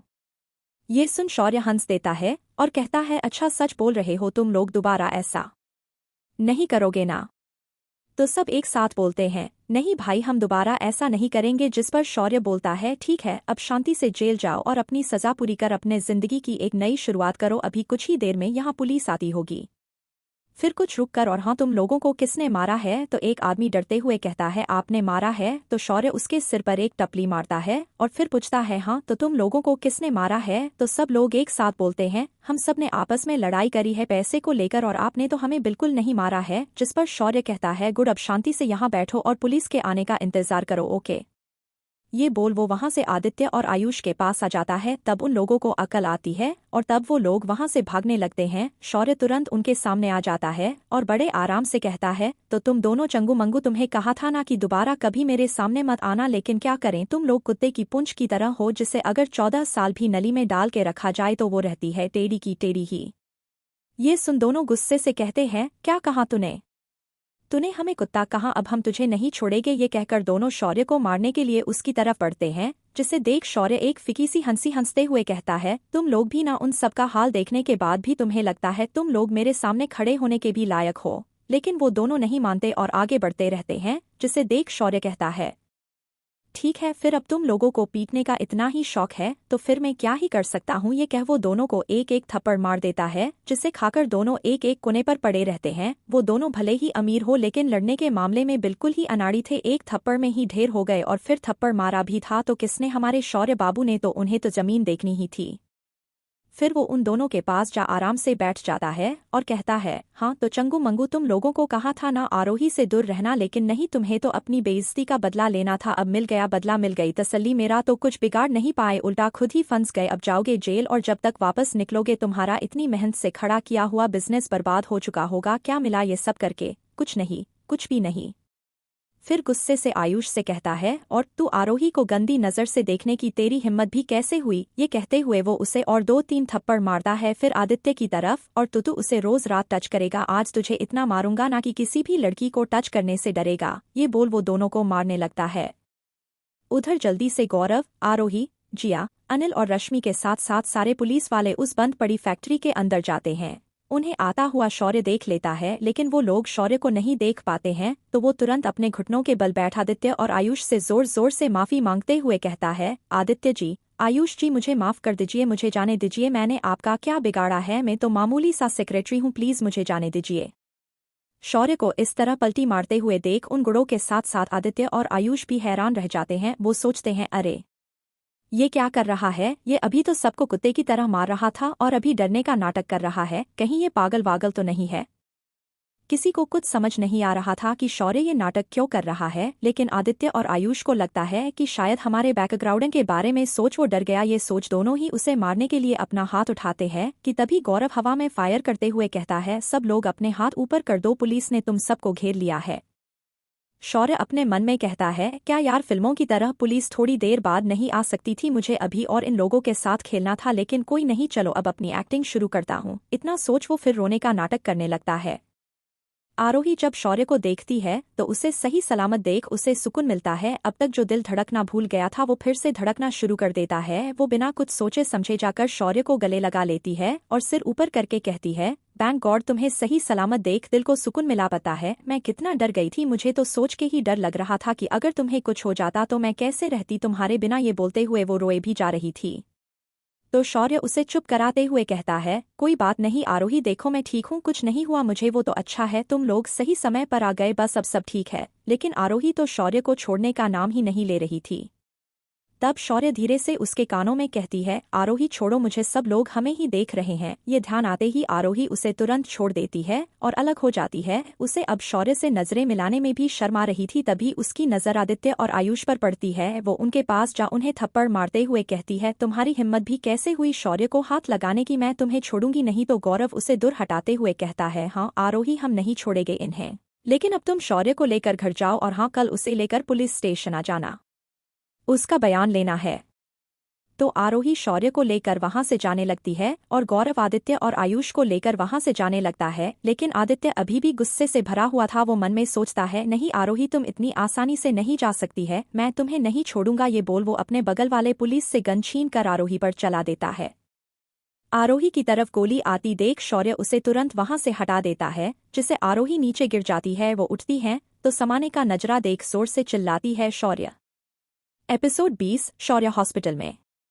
आदित्य ने आरोही पर गोली चला दी थी, लेकिन उसे गोली चलाते हुए शौर्य ने देख लिया था। वो आरोही को जल्दी से वहां से हटा देता है, लेकिन खुद नहीं हट पाता, जिसकी वजह से वो गोली शौर्य को लग जाती है। आरोही ये देख जोर से चिल्लाती है। शौर्य वो दौड़ के उसके पास जाती है और उसे अपने गले लगा लेती है और रोते हुए कहती है, शौर्य शौर्य, तुमने ये क्यों किया? तुम्हें मुझे नहीं हटाना चाहिए था। फिर चिल्लाते हुए सबसे कहती है, कोई एम्बुलेंस को कॉल करो जल्दी। ये सब कहते हुए वो रोए जा रही थी। उसके मन में शौर्य को खोने का डर आ चुका था। उधर आदित्य गोली चलाने के बाद हंसने लगता है और हंसते हुए ही कहता है, वाह, बड़ी सच्ची वफादारी है अपने मालिक से, जो उस पर चली गोली तुमने अपने ऊपर ले ली। लेकिन चलो अच्छा ही है, वैसे भी आज तुम्हें ही तो मारने के लिए ये सब कुछ प्लान किया था और वो कामयाब भी हो गया। वैसे सच सच बताना, कहीं तुझे अपनी ही मालकिन से प्यार तो नहीं हो गया? वरना कौन अपनी जान अपने मालिक के लिए देता है, क्यों? आदित्य ने बेहोश होते हुए शौर्य से ये सवाल किया, जिसका जवाब वो ना देकर बस आरोही को देखे जा रहा था, जो उसके लिए रो रही थी। उस वक्त शौर्य को आरोही का प्यार साफ साफ नजर आ रहा था। उसे यकीन हो गया था कि आरोही भी उससे प्यार करती है। उसकी फीलिंग एक तरफा नहीं थी। ये सोच उसकी मुस्कान और भी चौड़ी हो गई, लेकिन अब उसे बेहोशी छाने लगी थी। लेकिन आदित्य अभी भी चुप नहीं हुआ था। वो आगे कहता है, बाकी बची इस आरोही को तो मैं जेल से आने के बाद देख लूंगा। तब तक गौरव आकर उससे गन छीन लेता है और उसे एक जोर का थप्पड़ लगते हुए कहता है, अब तो तू जेल से कभी बाहर नहीं आ पाएगा। तूने सबके सामने एक आदमी को जान से मारने की कोशिश की है, तुझे मैं इतनी आसानी से तो नहीं जाने दूंगा, ये बोल उसे वहां से ले जाने को कहता है। उधर आरोही रोते हुए कहे जा रही, शौर्य आंखें खुली रखो, देखो मेरी तरफ प्लीज, शौर्य आंखें मत बंद करना, मुझसे बात करो, देखो तुम मुझे ऐसे छोड़ के नहीं जा सकते, मैं नहीं रह पाऊंगी तुम्हारे बिना, प्लीज शौर्य प्लीज मुझे छोड़ के मत जाओ। शौर्य ये सुन हल्का सा मुस्कुरा देता है और उसकी आंखें बेहोशी के कारण बंद होने लगती है कि तभी एम्बुलेंस भी आ जाती है, शौर्य को हॉस्पिटल ले जाते हैं। पूरे रास्ते आरोही बस रोए ही जा रही थी और भगवान से प्रार्थना किए जा रही थी कि भगवान प्लीज शौर्य को कुछ नहीं होना चाहिए, अगर मैंने कुछ भी अच्छा काम आज तक किया है तो प्लीज शौर्य को कुछ नहीं होना चाहिए। इसी तरह भगवान को मनाते हुए वो लोग हॉस्पिटल पहुंच जाते हैं। शौर्य को तुरंत ऑपरेशन रूम में ले जाया जाता है और कुछ ही देर में उसका ऑपरेशन शुरू हो जाता है और बाकी सब बाहर बैठ इंतजार करने लगते हैं। आरोही का तो रो रो कर बुरा हाल हो चुका था, तो अनिल ने रश्मि को उसके पास जाने को कहा ताकि वो उसे संभाल सके। रश्मि आरोही के पास आते हुए उसके बगल में बैठ जाती है तो आरोही रश्मि के गले लग और जोर से रोने लगती है और रोते हुए कहती है, रश्मि उसे कुछ नहीं होना चाहिए, मैं नहीं रह पाऊंगी उसके बिना, क्यों वो मेरे सामने आ गया, उसे ऐसा नहीं करना चाहिए था, एक बार उसे ठीक हो जाने दो, उसे अच्छे से डांट लगाऊंगी, कहते हुए वो और जोर से रोए जा रही थी तो रश्मि ने उसे संभालते हुए कहती है, हाँ आरोही उसे कुछ नहीं होगा, लेकिन तुम इस तरह रोकर अपनी तबीयत जरूर खराब कर लोगी, अगर उसके ठीक होने के बाद उसे ये पता चलेगा कि उसके कारण तुमने अपनी तबीयत खराब कर ली है तो उसे कितना दुख होगा ना, तो चलो अब चुप हो जाओ। ये कहते हुए वो आरोही को शांत कराने लगती है और मन में कहती है, भगवान शौर्य को कुछ नहीं होना चाहिए वरना ये पूरी तरह टूट जाएगी, आंटी के जाने के बाद तो इसने किसी तरह अपने आप को संभाल लिया था, लेकिन अगर शौर्य को कुछ हो गया था ना जाने क्या होगा।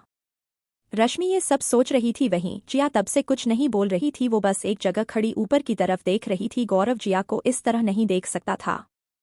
वो उसके पास गया और उसके कंधे पर हाथ रखा, उसके हाथ रखते ही जो जिया ने अब तक खुद को संभाल रखा था वो गौरव के गले लग फुट फुट कर रोने लगी।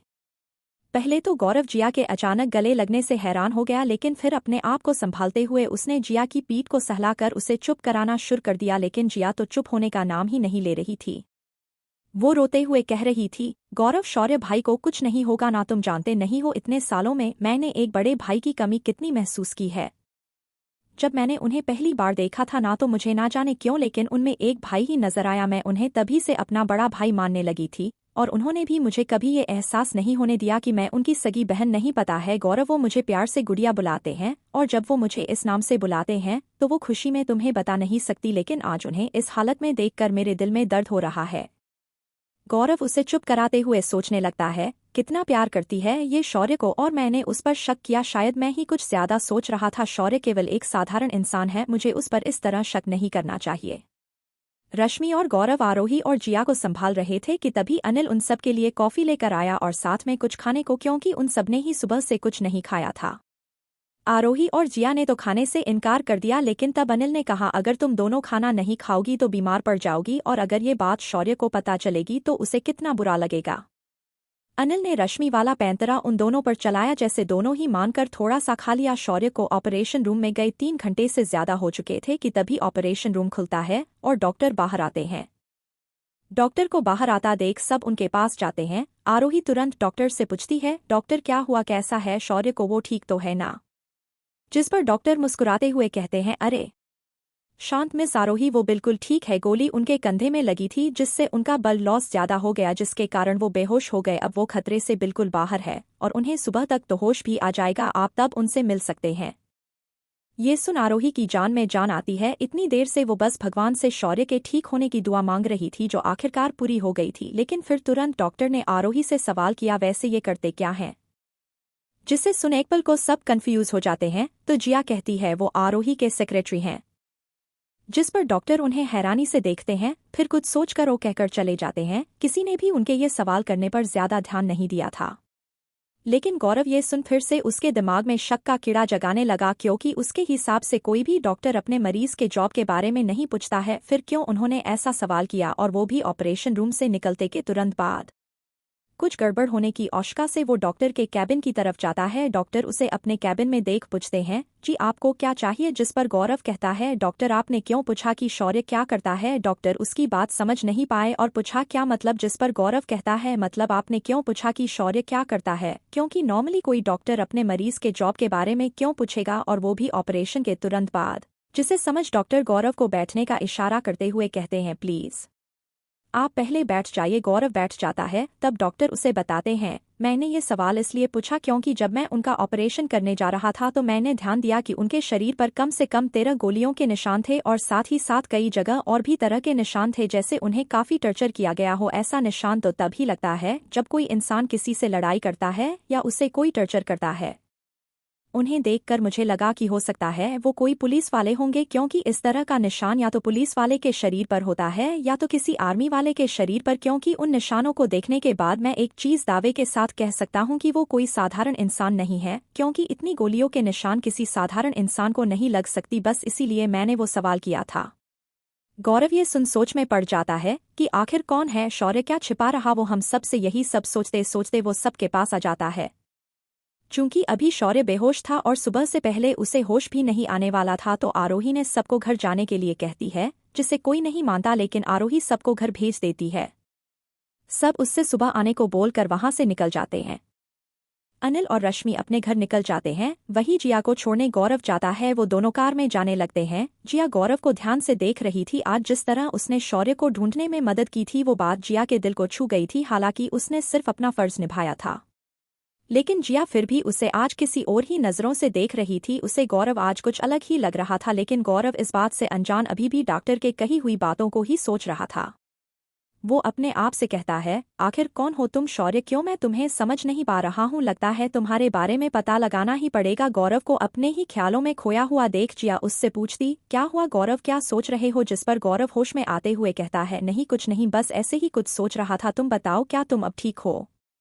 जिस पर जिया कहती है हाँ मैं अब ठीक हूँ, वैसे थैंक्स। तो गौरव पूछता है किस बात के लिए थैंक्स। जिस पर जिया कहती है आज शौर्य भाई को ढूंढने के लिए। तुम नहीं जानते कि शौर्य भाई मेरे लिए क्या अहमियत रखते हैं। जिस पर गौरव कहता है अरे थैंक्स की कोई जरूरत नहीं है, ये तो मेरा फर्ज था, इसमें मैंने किसी पर कोई एहसान नहीं किया है। ये कहते हुए जिया का घर आ गया तो जिया उसे गुड नाइट बोलकर और ध्यान से जाने को बोलकर वहां से निकल जाती है। तो गौरव भी उसे गुड नाइट बोलकर वहां से निकल जाता है।